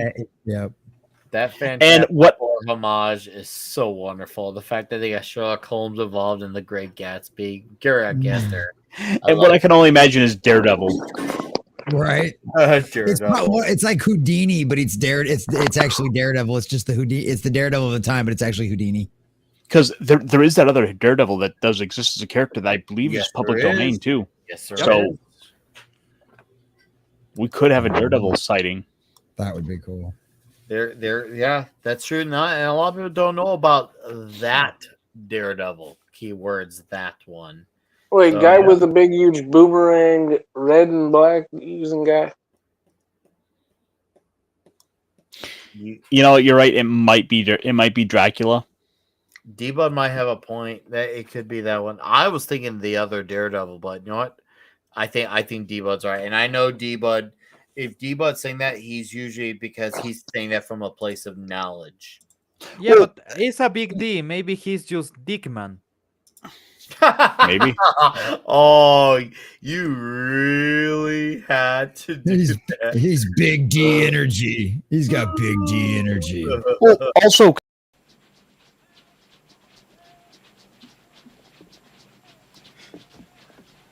Dylan! You son of a bitch. yeah. Oh. Man, I just did a rewatch of that movie. It's so fucking Dude. good. Right. I've always said about that scene. I don't know if you want to call it like a handshake, a hand clap, or hand clash, whatever you want to call it. Every time I see that scene, I always I have to turn around, look around, and make sure it's like called the the man greet. I feel like the earth shakes a little every time I see that scene. I have to like make sure there wasn't like an earthquake outside. You know, Nick, when we inevitably meet up, we are gonna have to have the shake. And so one of us is gonna have to go, Dylan. Dylan, That's how you're getting greeted. you son of a bitch. God bless Gojira. You've been pushing a lot of pencils. Oh, I love it. So I've got a couple more here. I'm gonna flash through real quick, just because hey, stuff I happen to like, and it's kind of feeds into this a little bit. Team Darkstalkers, because I of course am a big sucker for those Capcom fighting games, and we're getting a book with all those horror monster analogies coming together to fight a big threat. What can I say? It's Darkstalkers. I know I'm buying it. Oh. And Yep. also because I am a big sucker for some of these covers, and this one's really stuck out to me. I Dragon. Is the dragon a robot? I'm not sure about this. Now, I'm certain Like- it's about a man who's finding out he's a dragon. Maybe it's Fe- about a detective that lives in a society where instead of robots they got dragons, and he's just telling the stories about how he tames dragons. Okay, nobody have read the original I Robot, I see. I have not. I admit. Yeah, the movie is a lot of action. The story is actually a guy just telling about the weird things that he has seen as a detective in a society with robots. So it's got dragons, it's got swords, it's got chicks in bikini armor. The best kind. Toxic. Cool. Sold. Fiefdom of the royal family, Rosetail's castle lives in the darkest hours surrounding a huge army. The leader who heads it is the bastard descendant of the lost royal line, and she has returned to reclaim her throne. A long and bloody struggle for power is about to begin. Meanwhile, inside the castle, a strange carnival woman gives birth to her first child. What's going on? I have no idea, but we got a chick with a sword. Good What enough. more do you need? Yep. It looks diabolical. It looks huge. It looks And- great. And as for my last recommendation, speaking about things we need, and really, I don't really have to do much to sell it. Army of Darkness. Oh. Oh, yes. Oh. Hell yeah. Okay. Army of Darkness forever. Okay, just Groovy. if they can make the alternate ending for the movie canon in the comics, I will love it. Have you ever seen the director's cut for Army of Darkness? No. At the yes. end, okay. On the original, No, he I've never seen the takes a director's cut. potion to make him sleep, and he just wakes up in the right time and everything, right? In the alternate ending, he drinks the potion, but he drinks too much, so he stays asleep. And then when he wakes up, society is absolutely collapsed. The world is basically destroyed, and he just goes out of the cave and screams, "I slept for too long." And Oh, that's the dude, That'd be hilarious. this cover is Wait, was he sick. trying to connect it to Mad Max with that alternate ending? Like I got little hints of like a Planet of the Apes, which would be a it great was- crossover with Ash.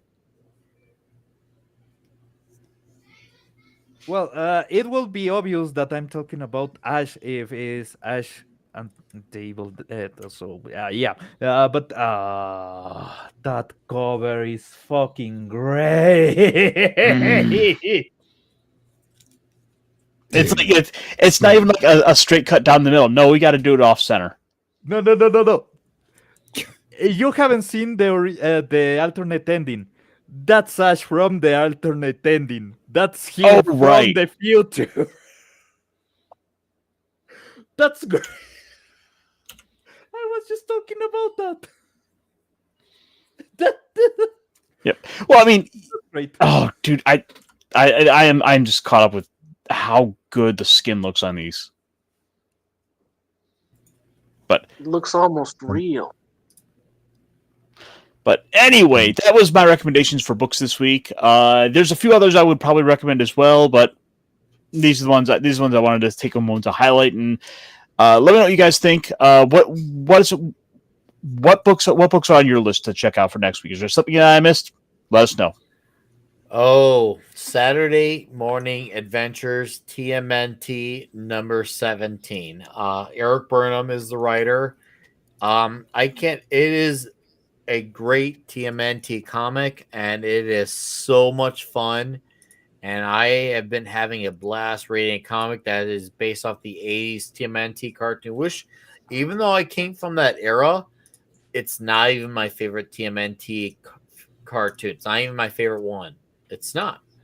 But this comic on that cartoon, freaking, chef's kiss. Absolutely awesome. Saturday Morning Adventures TMNT number 17.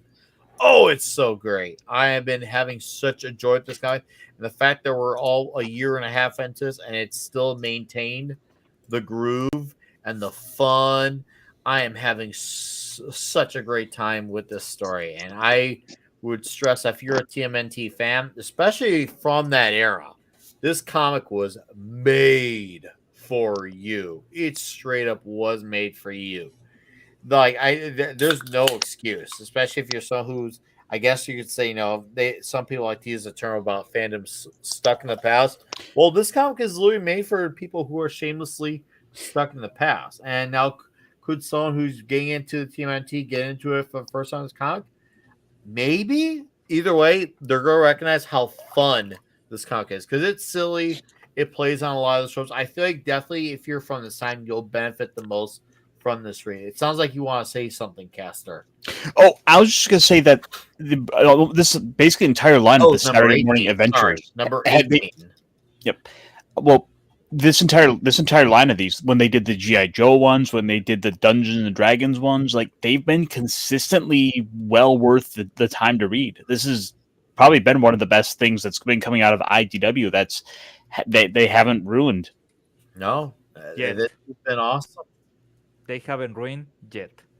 Yeah, Yeah. Who's the gentleman of Indian descent name? Who is the gentleman of Indian descent name? I don't know who. I don't know who that is. What's up, Conan? By Crum. This has been awesome. Are they talking about Pablo? Yeah, I was gonna say Pablo. He's from Ecuador, in case you know. But Geek Tropology, Pablo, he's from Ecuador. But that I'm looking forward to. I'm looking forward to Rook Exodus number 6. That is by Jeff Johns. Nick, I'm gonna have to drop off here. Oh, okay. Here, let's plug you on the way out. Fenrir, what you got coming out? I have absolutely nothing coming out. Honestly, I once again have been doing nothing but lazily sitting up my own ass in my living room and eating chips.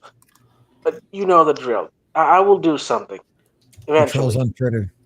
someday. Okay. Yeah. Stick around, follow me, give me money. One day I will do something. I love Honestly, it. the best place to follow, stay tuned with Fenrir is Twitter, where he is killing it, crushing it with the numbers. Yes, Yeah. he is. I agree. Thanks, guys. Take care, Fenrir. Appreciate it, All right, man. take care, brothers. You're all great. Love you all. No homo. Stay fresh Happy and safe. Tomo. All the Peace. homo. Lots of homo, Wolfie. Lots of homo. Take care, brother. Yeah. See, if Vulcan knows, he knows how great it is.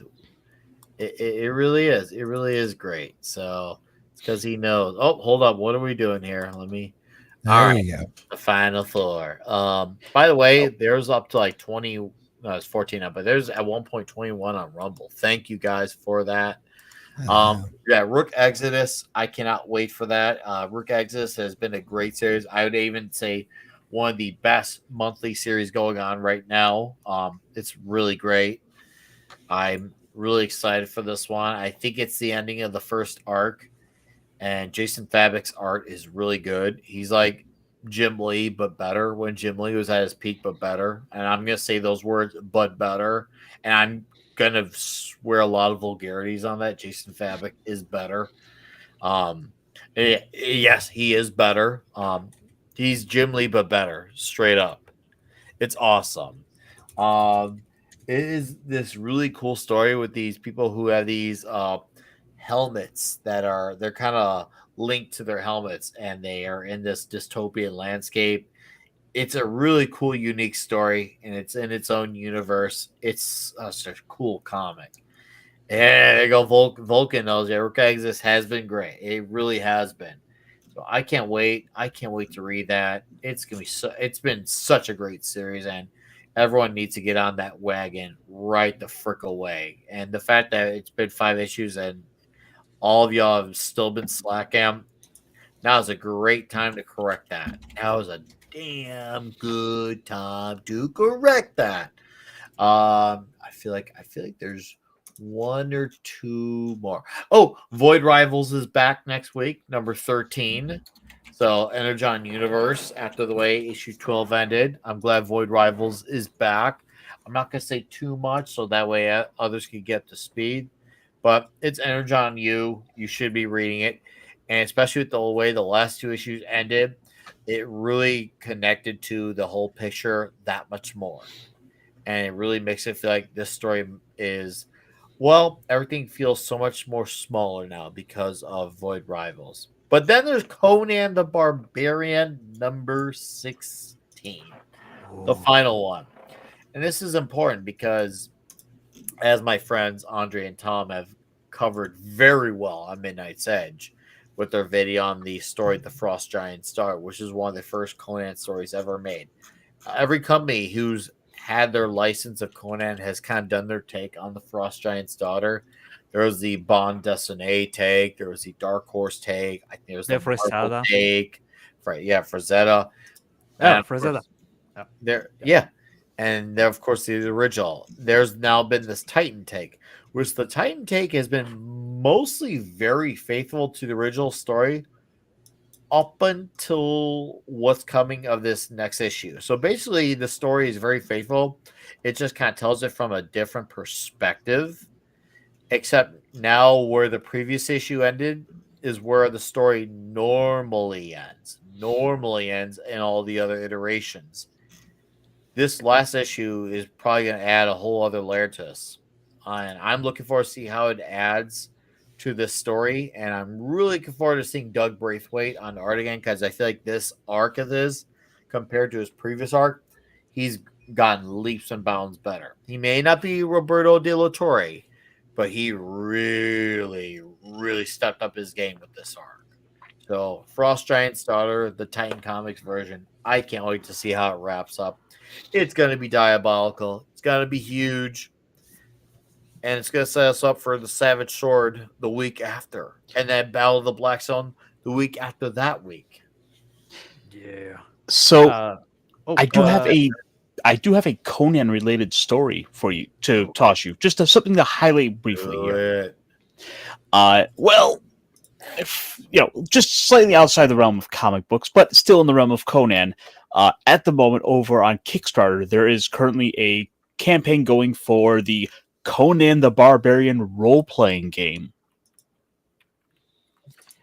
This is currently live. It has 17 days to go, and we have this thing is well past its funding. Oh, just a little bit. Yeah. Yes. Nice. It did They well. wanted $65,000. They have over 200. Well, I think this is gonna be Monolith, fun. yep, Monolith Studios has worked with the Conan license before. They've made the Conan the Barbarian board game, of which I have dropped way too much money on for my own copy.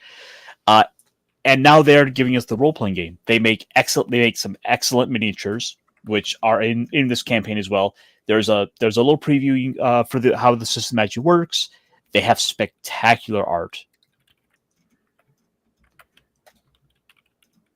And yeah, this is since we were talking about this, I wanted to at least be sure to highlight this. So let me give me 1 second here while I bring up the chat, and I make sure that I link this for you guys, because check this out for yourselves.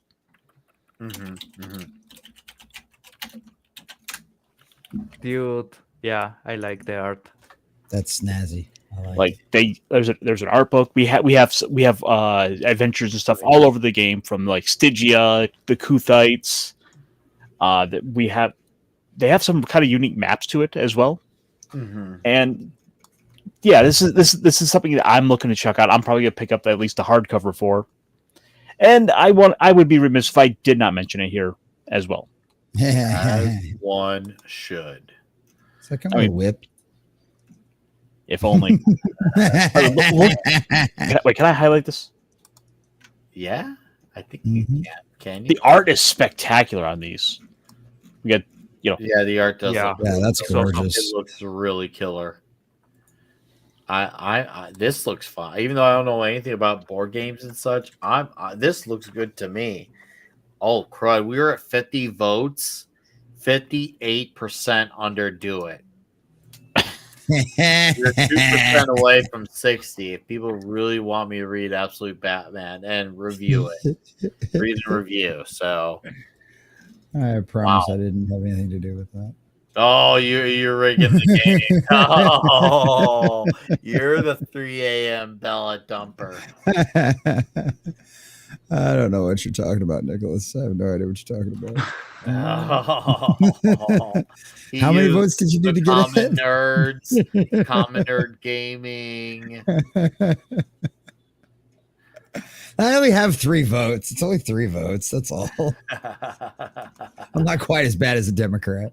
Oh, Dude. Well, you should recruit more dead people then. You're right. I do. I totally need more dead people. Come on. This everybody. season. Who's got a dead channel? Come on. dude, those dice are at that sick. channel, Review are Tech fucking USA deleted his channel. First, he deleted his Twitter, then he deleted his channel, and then he had to reactivate his Twitter to tell everybody, "No, I didn't kill myself." What the fuck? And the worst part about that was like Boogie was like being the one to basically put him in his place. Oh, you know it's bad if you're getting fucking ragged on by Boogie. This is okay. YouTube history has been one of the funniest things to follow these years, and I mean since 2006, there has been stupid shit, but Boogie and Review Tech USA have been fighting, I believe, since 2008, and they haven't stopped until today.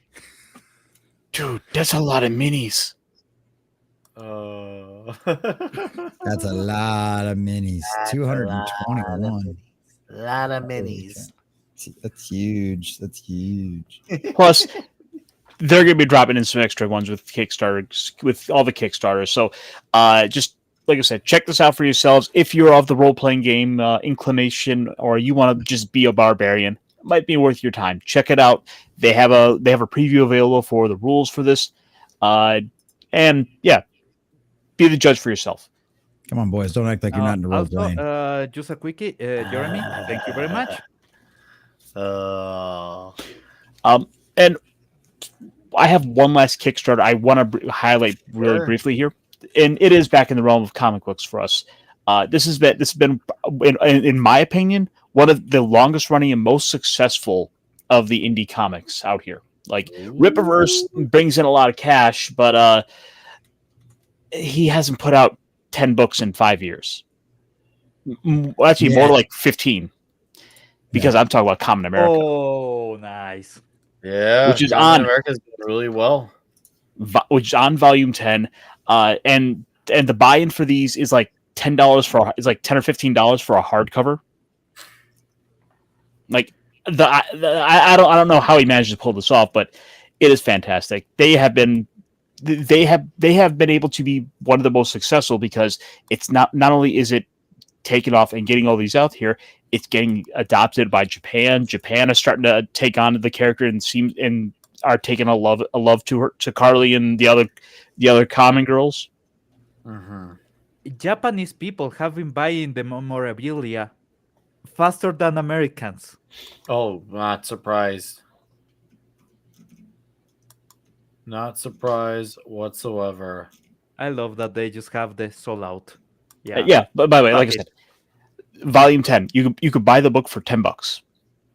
Nice fan service. Or for I think 30, you can buy volumes one of like an omnibus of the first 3 volumes. So you can they have them available in this, so you can catch up.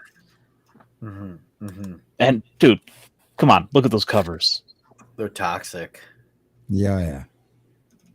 Oh, yeah. That's some nice fan service. I like it. Service. Yeah. Ginger. Hello, Red. Vince Womack.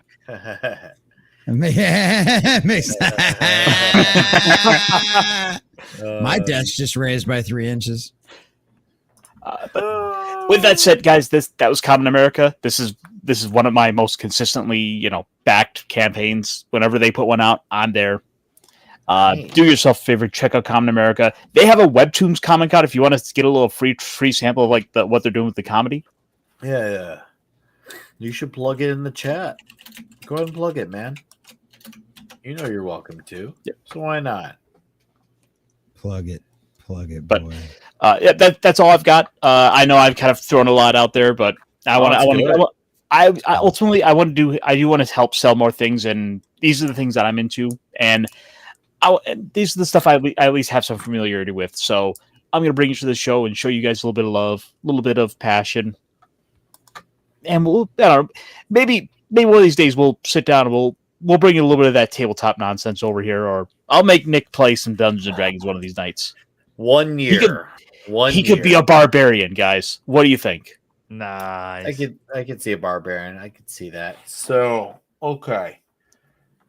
So I want to look at some Mezco toys, but before we do, I found out about a new, and then we have to emphasize the word new, DC comic I want to read. And I'm going to this is no votes necessary. This is I'm gonna check this out on my own accords. So I've been saying now for a few months, and I will now add it into 3 months now because Flash Gordon number 3 came out this week, which is great. Jeremy Adams is awesome on Flash Gordon.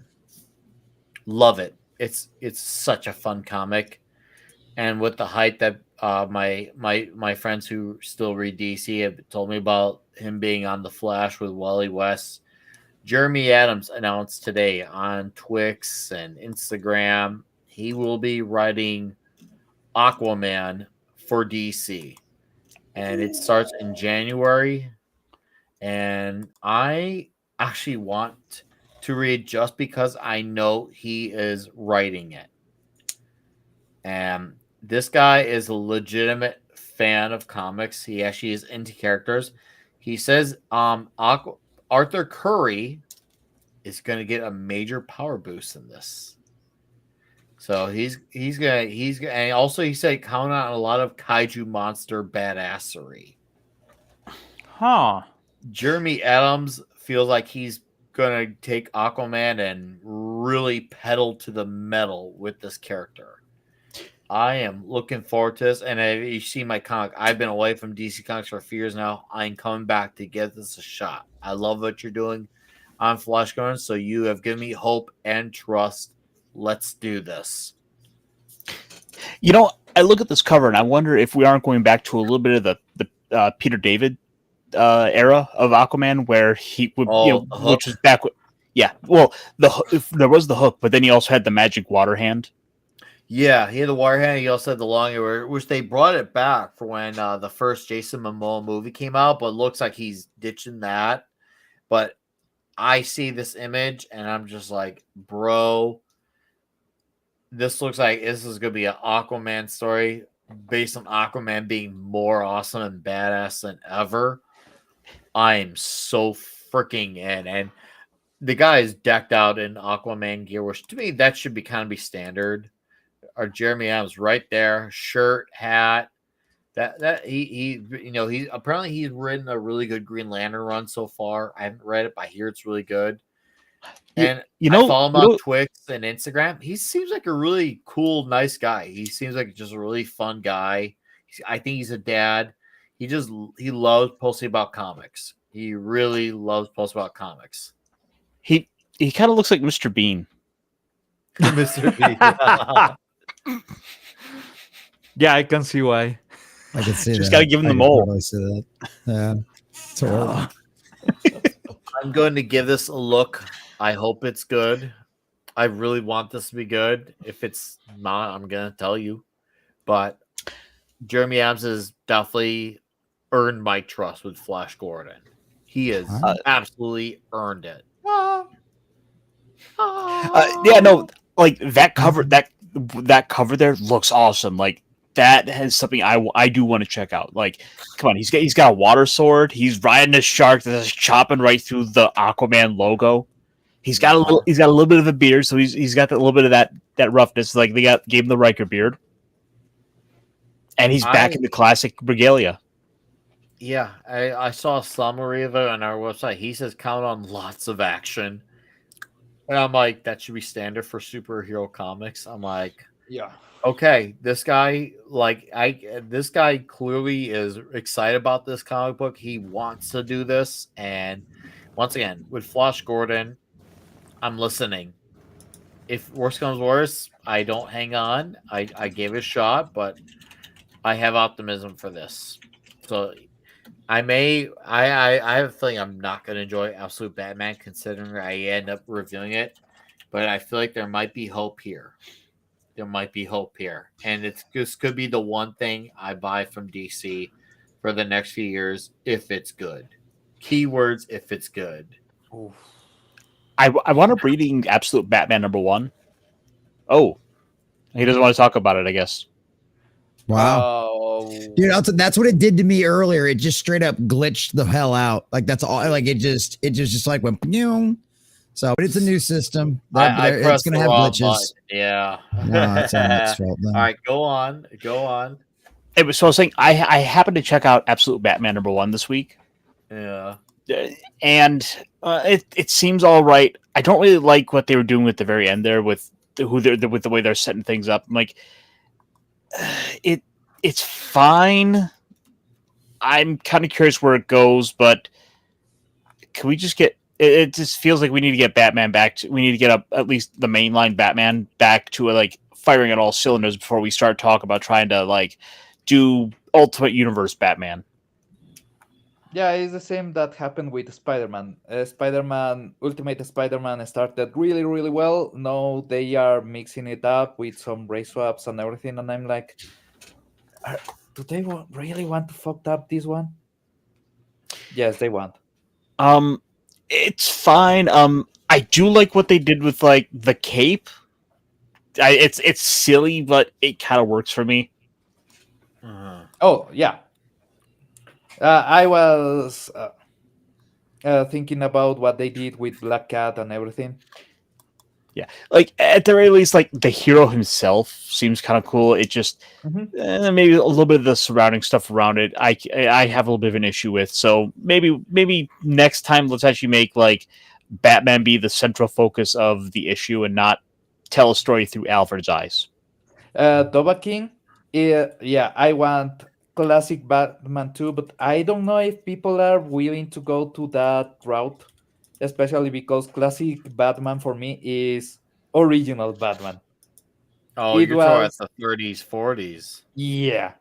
And that style, Batman was a funnier character, a more senior character, and that made the villains of that world feel lighter.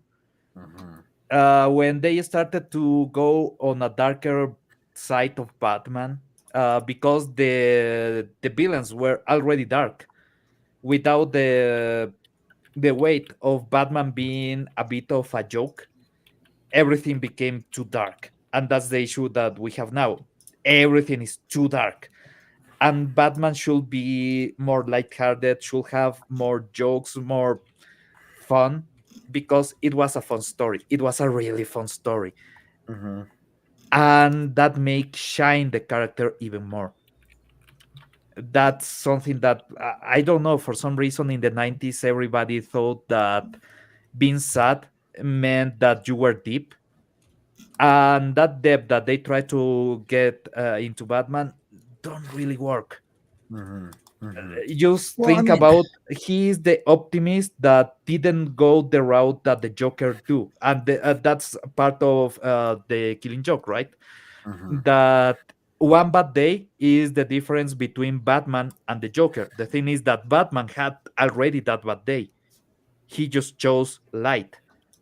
well, you don't need to make Batman sad. He's dark and brooding. That's kind of the point. Like, sad Batman is depressing, bitchy, emo Batman, and nobody fucking wants to see that. Exactly. You want dark, brooding Batman who has no problem smashing your face in because he's not going to put up your BS. You know, he's not the happy Boy Scout that Superman is. Superman's going to try to talk you down, Batman's going to beat you down. You Yeah, but know? is It's still like, the guy that puts Bat in front of anything that he does. If he yeah, invents a more Bat portable Dog. way of toilet paper, it will be Bat toilet paper. He doesn't give a shit. He goes in the kitchen, he fries an egg. It's a bat egg. Bang. This Yeah, is my bat skillet. This is my bat spatula. Yeah, when y- when his flashlight doesn't work, he has to put in a new battery. exactly. I gotta figure out a Yeah, way to get my buttons it to was under here. Batman used to be full of puns, full of jokes, full of interesting things. The Riddler works because he is actually making real riddles. He is not just villainous. He is not just trying to kill people. He's trying to make a riddle. The Joker is a guy that every crime has a punchline. And the funny part about that is that most of the punchlines you never get to see because Batman defeats him before you see the punchline. So you never know what joke was behind the crime, but there's a joke behind every single crime. There's something about that you need to bring back. You need to rescue from original Batman that is dead now. They don't want it back. They want just this dark history about a guy that is basically an emo, and it doesn't work. And it's exactly why the Batman movie, the movie that is called The Batman, didn't work.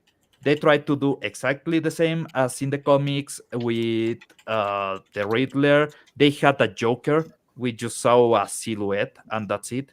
They had the Penguin. That no, the series is good.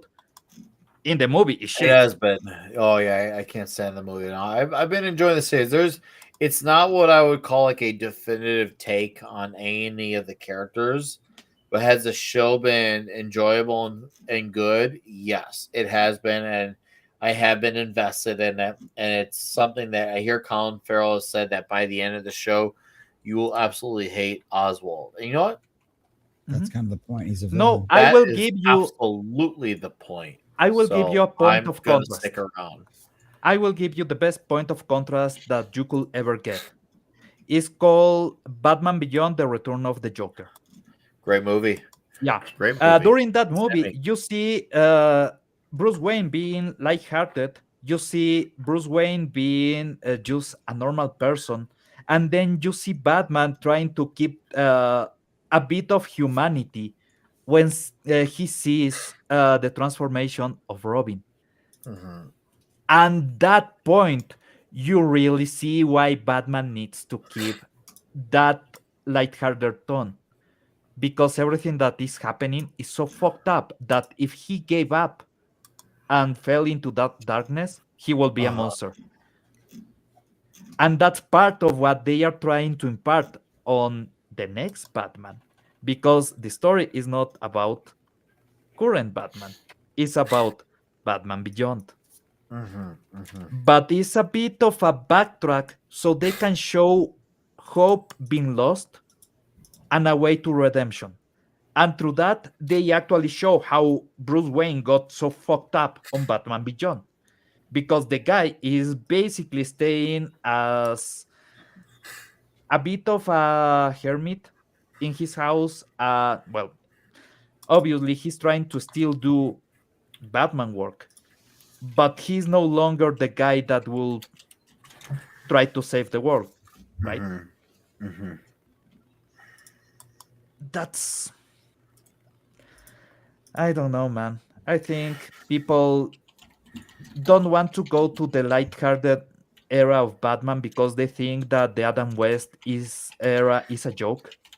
When the Adam West era was maybe the most truthful era for Batman that we ever had, It and was maybe a we will very ever get. truthful era, and that's something that a lot of people don't want to admit. And that's really unfortunate because there is a lot to shine on in that. There is a lot to shine on. And now we're gonna just live with this what if with it. And we shouldn't have to be at Yeah. that spot. We should be like, you know Uh, what? just to Let's uh, do this. just to answer the chat, and Blaze, this is the thing. Is not his discipline. If you think about it, the moment when Bruce Wayne took the decision to become Batman is when he was a kid and he didn't knew shit.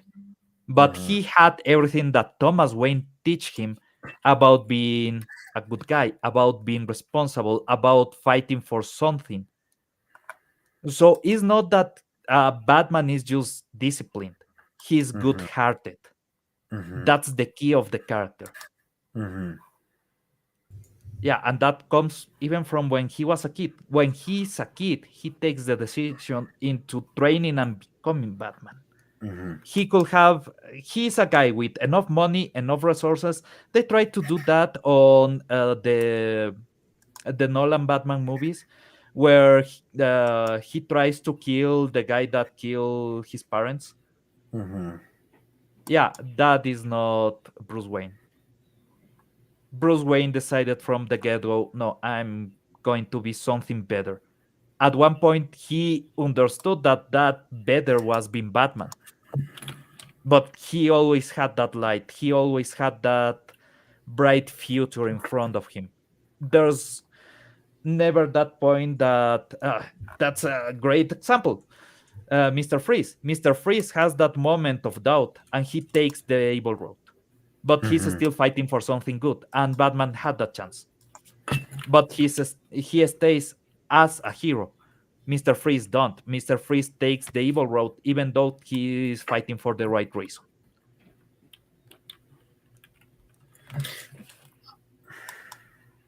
Sorry. No. I'm just trying to think here. I would like to be in a time where we would have some lighthearted takes. I would like to be in a time. Now do we have some lighthearted takes? I feel like The Brave and the Bold was a good show that kind of captured the medium of that. And then we need to have Batman on TV again. I know Gary Nerdrotic said this many times, and he's absolutely right. It's clear that they feel like Batman is like this prestige royalty where he can only be in movies. His character would benefit more from a TV show instead of Batman continuing to begin 900 times over, where it becomes Batman becoming Batman and whatever the director does, his take on the Joker. And I say that as someone who likes both those characters, but we need more of Batman's career highlighted. We need his other villains besides that. But it's just Batman's become this vanity project where it's all about I want to do my Batman origin story along with my take on the Joker, and everything else somehow magically just doesn't exist. Nick, well, and Batman works better. Batman works better as a serial. You know, Yes. and because like you have that thing where you can do the villain of the week because he's got such a large rogues gallery. There can always be some kind of murder mystery. There can always be something going on with the mob. It works better as a serial than trying to do, because what always ends up happening with a lot of these movies, right? They end up trying to cram too many characters, especially when it's Batman, because you try to highlight all of everybody's favorite villains out of Batman. And so you end up getting too much stuff. They cram too much nonsense in there. And instead, if you did something weekly, or you did a serial, or you did like, whatever you want to do, a 10 episode season on HBO Max every year or whatever, you can do that. You can have an overarching story arc, but you can still see the Riddler 1 week. You can still see Penguin 1 week. You can still see Freeze 1 week, but it just, and I think Pablo is going to bring up the Batman, the animated series, but that proves it works the best in that format, because that is considered by all Batman fans to be the absolute best version of him that we have ever seen represented outside of the comics. And remember, in the animated series, Bruce Wayne laughed. And other thing, if you are doing a serial, you can actually explore Ra's al Ghul, because it's really difficult to cram everything from his plans. His plans are not for a movie. His plans are into grooming Batman into becoming the greatest man ever. Yes. And that's the other thing, is like, oftentimes these movies, they want to like try to set up an entire universe. They want to go and tease you for like 3 movies away. Well, we'll just give you this little hint. It's like, no, if we spend like half the budget of this big movie on one of these shows, one, it'd be good for the streaming service, which they absolutely want to do. They're going to be able to get some people coming back over and over again, and we can highlight a lot of different elements of that rogues gallery, like you were saying. Like, we can do a story. We do the story of the Penny, and it's not like we're blowing $200 million on just the Penny story. Or Scarface. Yeah, and that's oh my god, Scarface. Well, and the problem is these Hollywood elitists look down on television, right? Like, there's no reason you couldn't do one big Batman movie to introduce him and whoever else you want to introduce, and then carry on with a series, and then you bring Batman back for whenever you do the big movies, whenever you do like that Justice League movie, like you do it like an Avengers style movie. Then Batman, then you go, okay, well, we need the smartest man in the world to come up with, essentially to come up with an answer to our major solution here. And so they call in Batman, and Batman goes, you see Batman getting the call from the Justice League as he's throwing Joker into Arkham again, and then that's how you pull him straight out of the television series. But they look so fucking down on TV that I'm above that.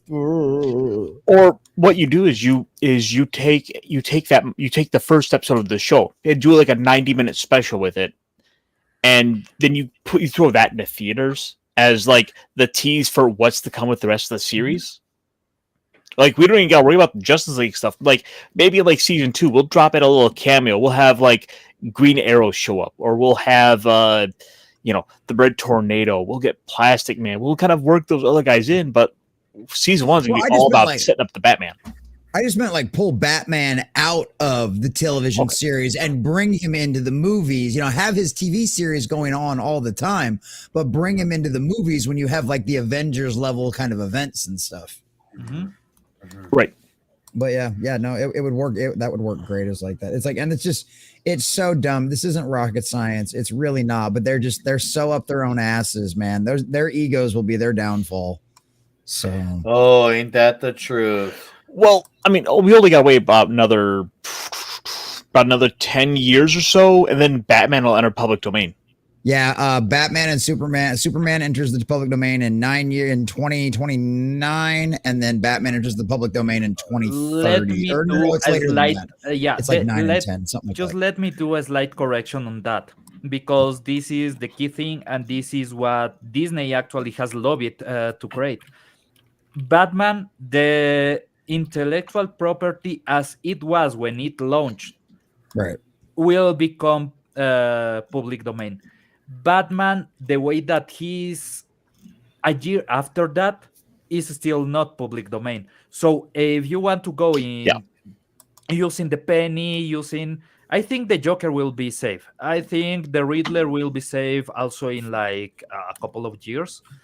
I think the Joker was in Batman #1. Yeah, in 1940. So that'll be that's gonna be another decade.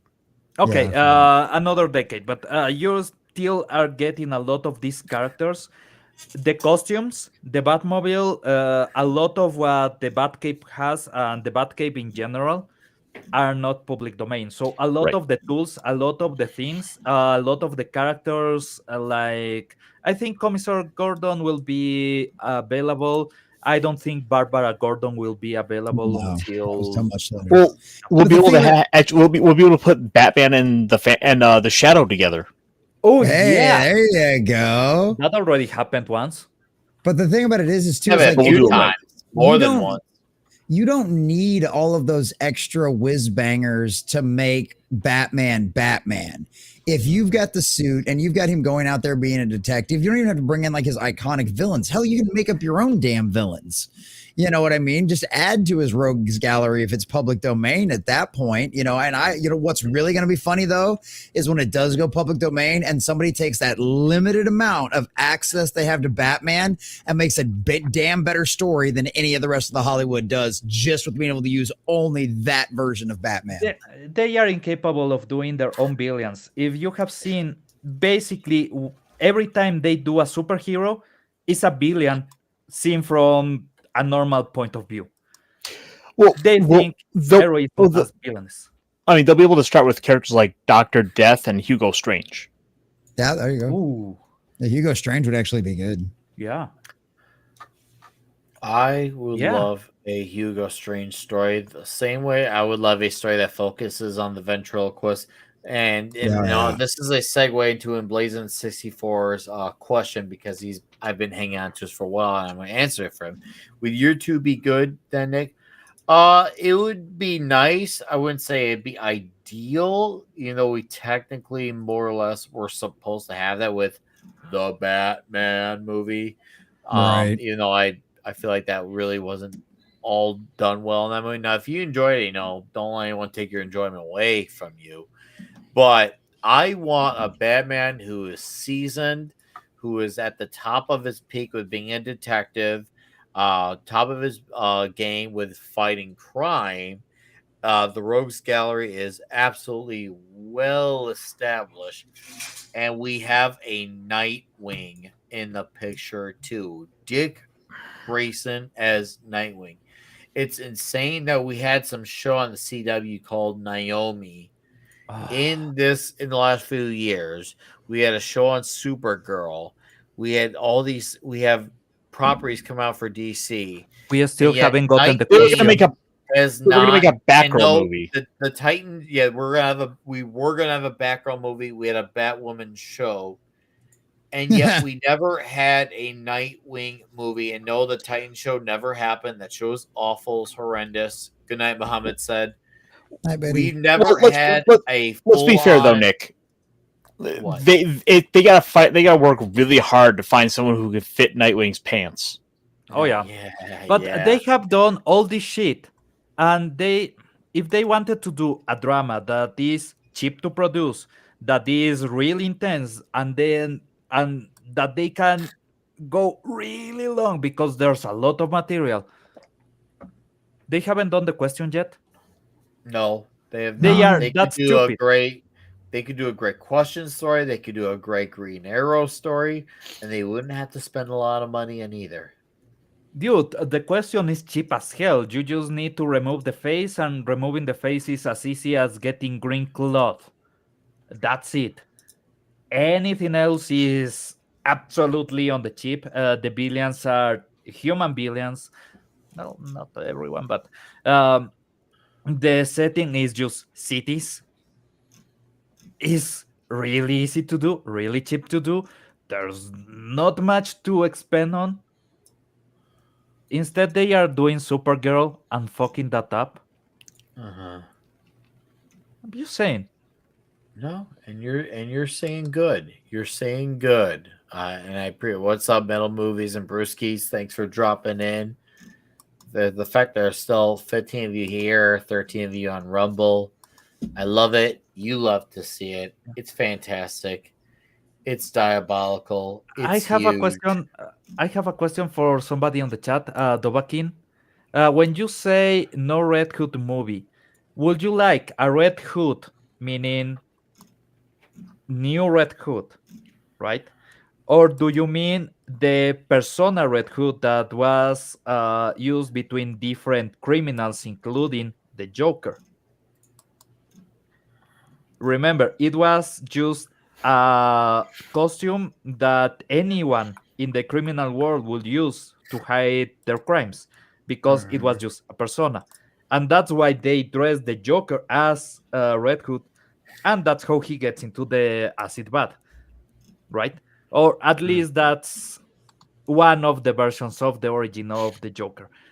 Mhm. Or do you want current Robin Red Hood? And I would like Jason Todd, Red Hood, but Nightwing Dick Grayson. I mean, this I should don't be want. very basic, but we need an established Grayson who maybe works with Batman for a little bit and then goes off into Bloodhaven and then does his own thing in Bloodhaven. But instead, we're constantly at this idea of Batman with Robin and Robin. Oh, Jason Todd. Which Okay. I love Grayson as Robin. I do. I want Nightwing to be there, and I want Batman to say, okay, you've gone there to do your thing, be your own man, and I'm going to continue to fight crime in Gotham while he goes to Bloodhaven.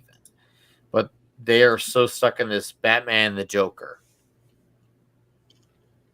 Yeah. Batman and the Joker, which, trust me, is a important, wonderful, iconic story done 100,000 times over.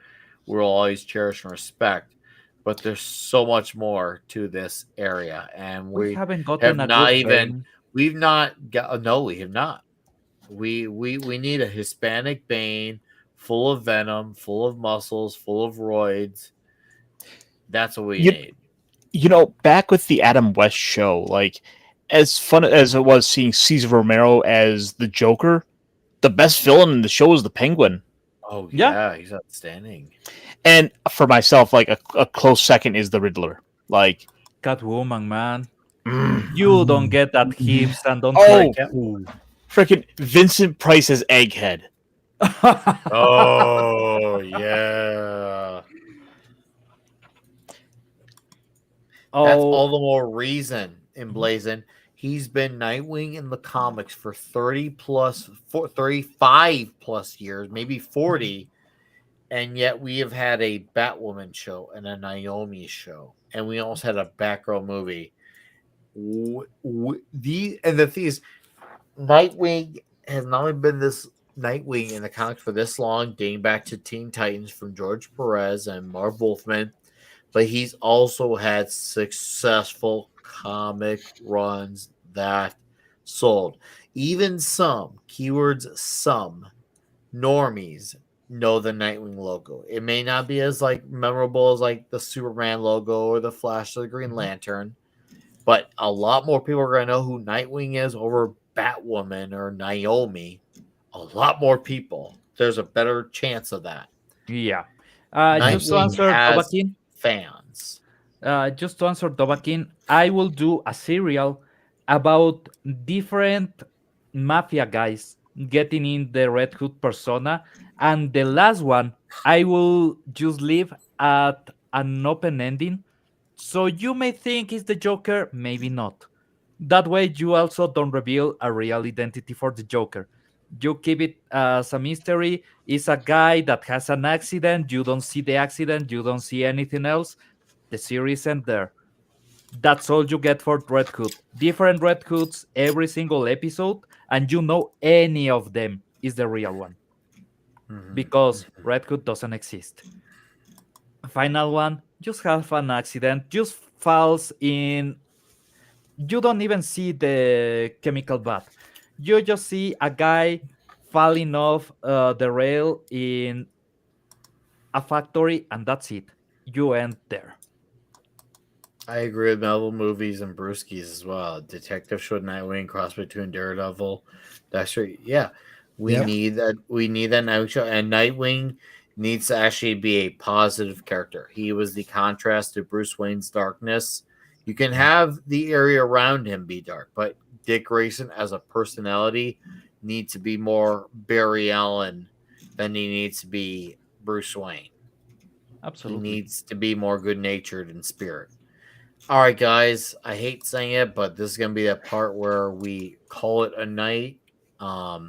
Thank you guys for being here. Makani, thank you for your super chat earlier. And to JT Kirk and Christian Delorme for their member chats. To all of you in the chat for being here and hanging out, whether it's on YouTube, on Rumble, giving your time, your energy, your enthusiasm. It's been awesome. And we covered some Dead Man, covered some stuff to look forward to.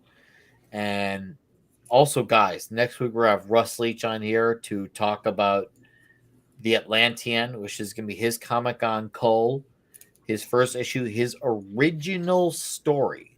So if you're thinking about backing it, wait till next week. Let's make sure we give Russ a really good, strong show next week. He's a really great guy. We had him on here last time for the Shadow Kingdom. He went over really well. People really loved him as a guy, and his comic was great.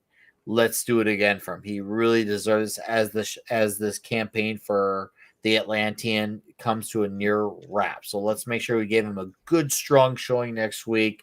Also, don't forget to vote for Should I Not review Absolute Batman on my community tab. Next week, Toxic Tuesday. Blah, blah, blah, blah, blah, blah, blah, blah.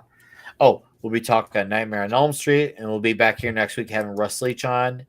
I did a video this morning making fun of this horrifically terrible Blue Beetle comic. You guys have to watch this video. You are going to see, you thought you have seen On the Nose. Imagine I have to cover this. This is how bad. I don't cover this often, but when I do, it has to be very significant. This was that.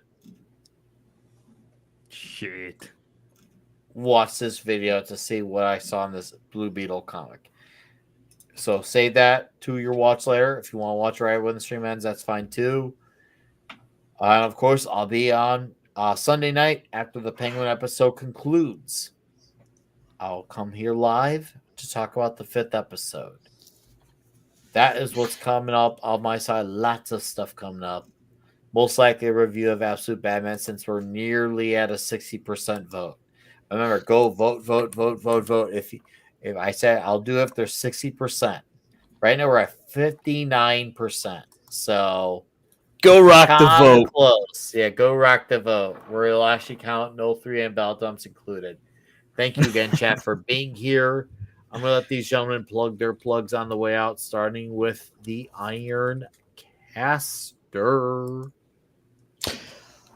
Hey guys, you can find me over on my channel Ironcaster, where I will sometimes talk about big robots. This week, Tuesday, long day. Get it out. We're gonna reset the brain. I just gotta go like awkwardly laugh and like people tell me like I'm winning. That's how it works, right? No, but you can find me over on my channel on Monday night for a little Mech Pit chat to talk about all kinds of big robot stuff, including maybe a little bit of news from Ultraman, which has been going on and kind of rocking and rolling over at New York Comic Con. We've got some brand new Transformers toys to talk about. We've got Your audio cut. What was that? Your audio cut for a second. Oh, jeez. I don't know what's going on. Maybe I gotta finagle the settings. Giggity, finagle it. Caster. Yeah, we'll do that. It's been good. It's been real fun. By the way, next week I will hopefully be down in Texas for all the meetup stuff. So really expect to be seeing some little random live streams in there as well. I straight up better. I'm hoping that happens, Caster. I'm counting on. I'm banking on it. Well, you see, our little puppet friends are having a little meetup, and you see, Charlie needs a driver. Yeah. Well, that's because he doesn't have arms. Male Movies and Brewski is right. Giant Robot Hellboy does look awesome. That's a nice puppet. It's a nice puppet. Well, thank you. He looks so fuzzy thank and you. soft. Thank you. You have a magical evening puppet. You are the man, puppet. I'm assuming your Oh, gender, but whatever. You'll get over it. how dare you?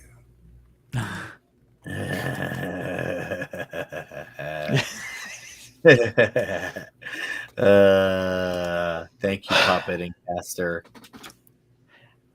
All right. Well, good night, guys. Take care. Go out there, buy some comic books, and let us know what you picked up. So keep buying some good books.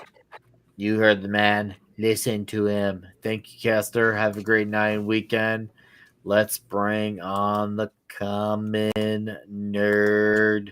We thank you, Nick. Sorry, I've been absent the last couple of weeks. Things have been kind of crazy, but I am glad to be Okay. back. This was a great little episode to check out, or great couple of little issues to check out tonight. I really enjoyed this story. It was a lot of fun. So yeah, you can find me over on the Common Nerd. I've got 3 different channels. I've got a gaming channel. I've got a slightly shorter channel over at the Common Nerd 2, where I do like my 10-minute and under videos, and then my primary channel, the Common Nerds, that one you can find me. That's where all my long form content is. That's where I live stream Monday through Friday at 11 a.m. Central Standard Time. Go through the morning prep where we go through all the pop culture and nerd and gaming news that is out there. On Sundays, we do the Bible study at 2 p.m. At 7 p.m. Central Standard Time, we do When Who Was Good, which is a review with Mr. Grant Gregory and our dear sweet Sunker maidens. And if you like toxic females, Sunker is very toxic.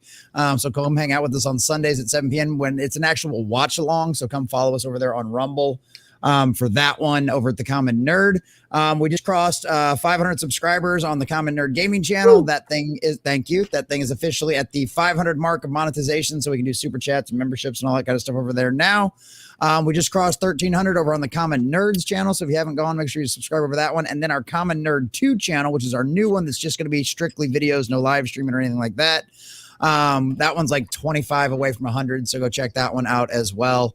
Yeah, I do stuff all of the time, so this is my full-time job. So come check it for it, because I got laid off a couple of years ago, and fortunately enough, y'all came in clutch and made sure I was able to keep on going with this even after getting my last YouTube channel nuked. So if you haven't already, make sure you come subscribe to all my channels and check out all the stuff. I put video content out on all of those channels pretty much 6 days, if not 7 days a week. Gaming stuff's on the gaming news is on the gaming channel, movie news is on the movie channels, obviously all that kind of stuff. So come check that out. It's always a good time to be here hanging out with my boys on Friday, talking comics, doing all the good, proper nerdy stuff. Remember when things were fun, and then talking about all the fun things we absolutely enjoy. So boys, Nick, thank you for having me here. It's always a blast. And chat, you're beautiful, you're fabulous, you're amazing, and we love you. Thank you guys for being here as well. And thank you for being here, sir. You have a magical night and weekend. And as always, I will see you very, very soon. And then to finish it off, Pablo. Oh shit, I forgot. Oh, go ahead. I'm gonna be in San Antonio next week for Wednesday as well. So Shit. I will be at the meetup next week as well. So friendly FYI, if anybody's gonna be in there, one of my very generous supporters out there rented me a car, so I'm gonna be able to drive up to the meetup. And I will be up there that evening. So if anybody's got somewhere for me to crash so I don't have to drive back after the meetup, let me know. So yeah. Sorry, last thing. Pablo. You're good, man. Hey, more videos coming to Minasec, so keep tuned. Also, life works in a really funny way. At the beginning of this week, we had the Pokemon leaks, and there was the story about Typhlosion being... Yeah. Okay. Yeah. So for a joke, I decided to breed a didn't. competitive Typhlosion named TDD. So I now have a Typhlosion that is competitive named TDD. It just so happens that the day after I get TDD thinking I will just play on random matches and see if I can get banned, they open the qualifiers for the championship. So TDD is going official, baby. Hey. I love it. I love it. It's going to be a fun time. That's all I'm saying. Now, by the way, at the same time, since I was breeding that Typhlosion that originally is a Quilava before evolving, right? I got a shiny Quilava because Luke was on my side that day. I don't know. There was not energy, so you have a lot of time to do stupid shit like breeding a Pokemon just to troll people. And no, it's going to be funnier. So yeah, what can I say? Life is stupid, but at least it's fun enough so you don't even care. guys, as always, it's great being here. It's great talking about good comics and just relaxing. So thank you very much. And yeah, I cannot wait for next week. Oh, it's gonna be diabolical, man. It's gonna be huge, sir. Thanks as always for being here. And as always, we will see you soon, Pablo. Let's make it diabolical and huge. Guys, we're calling it a night. Thank you again for being here.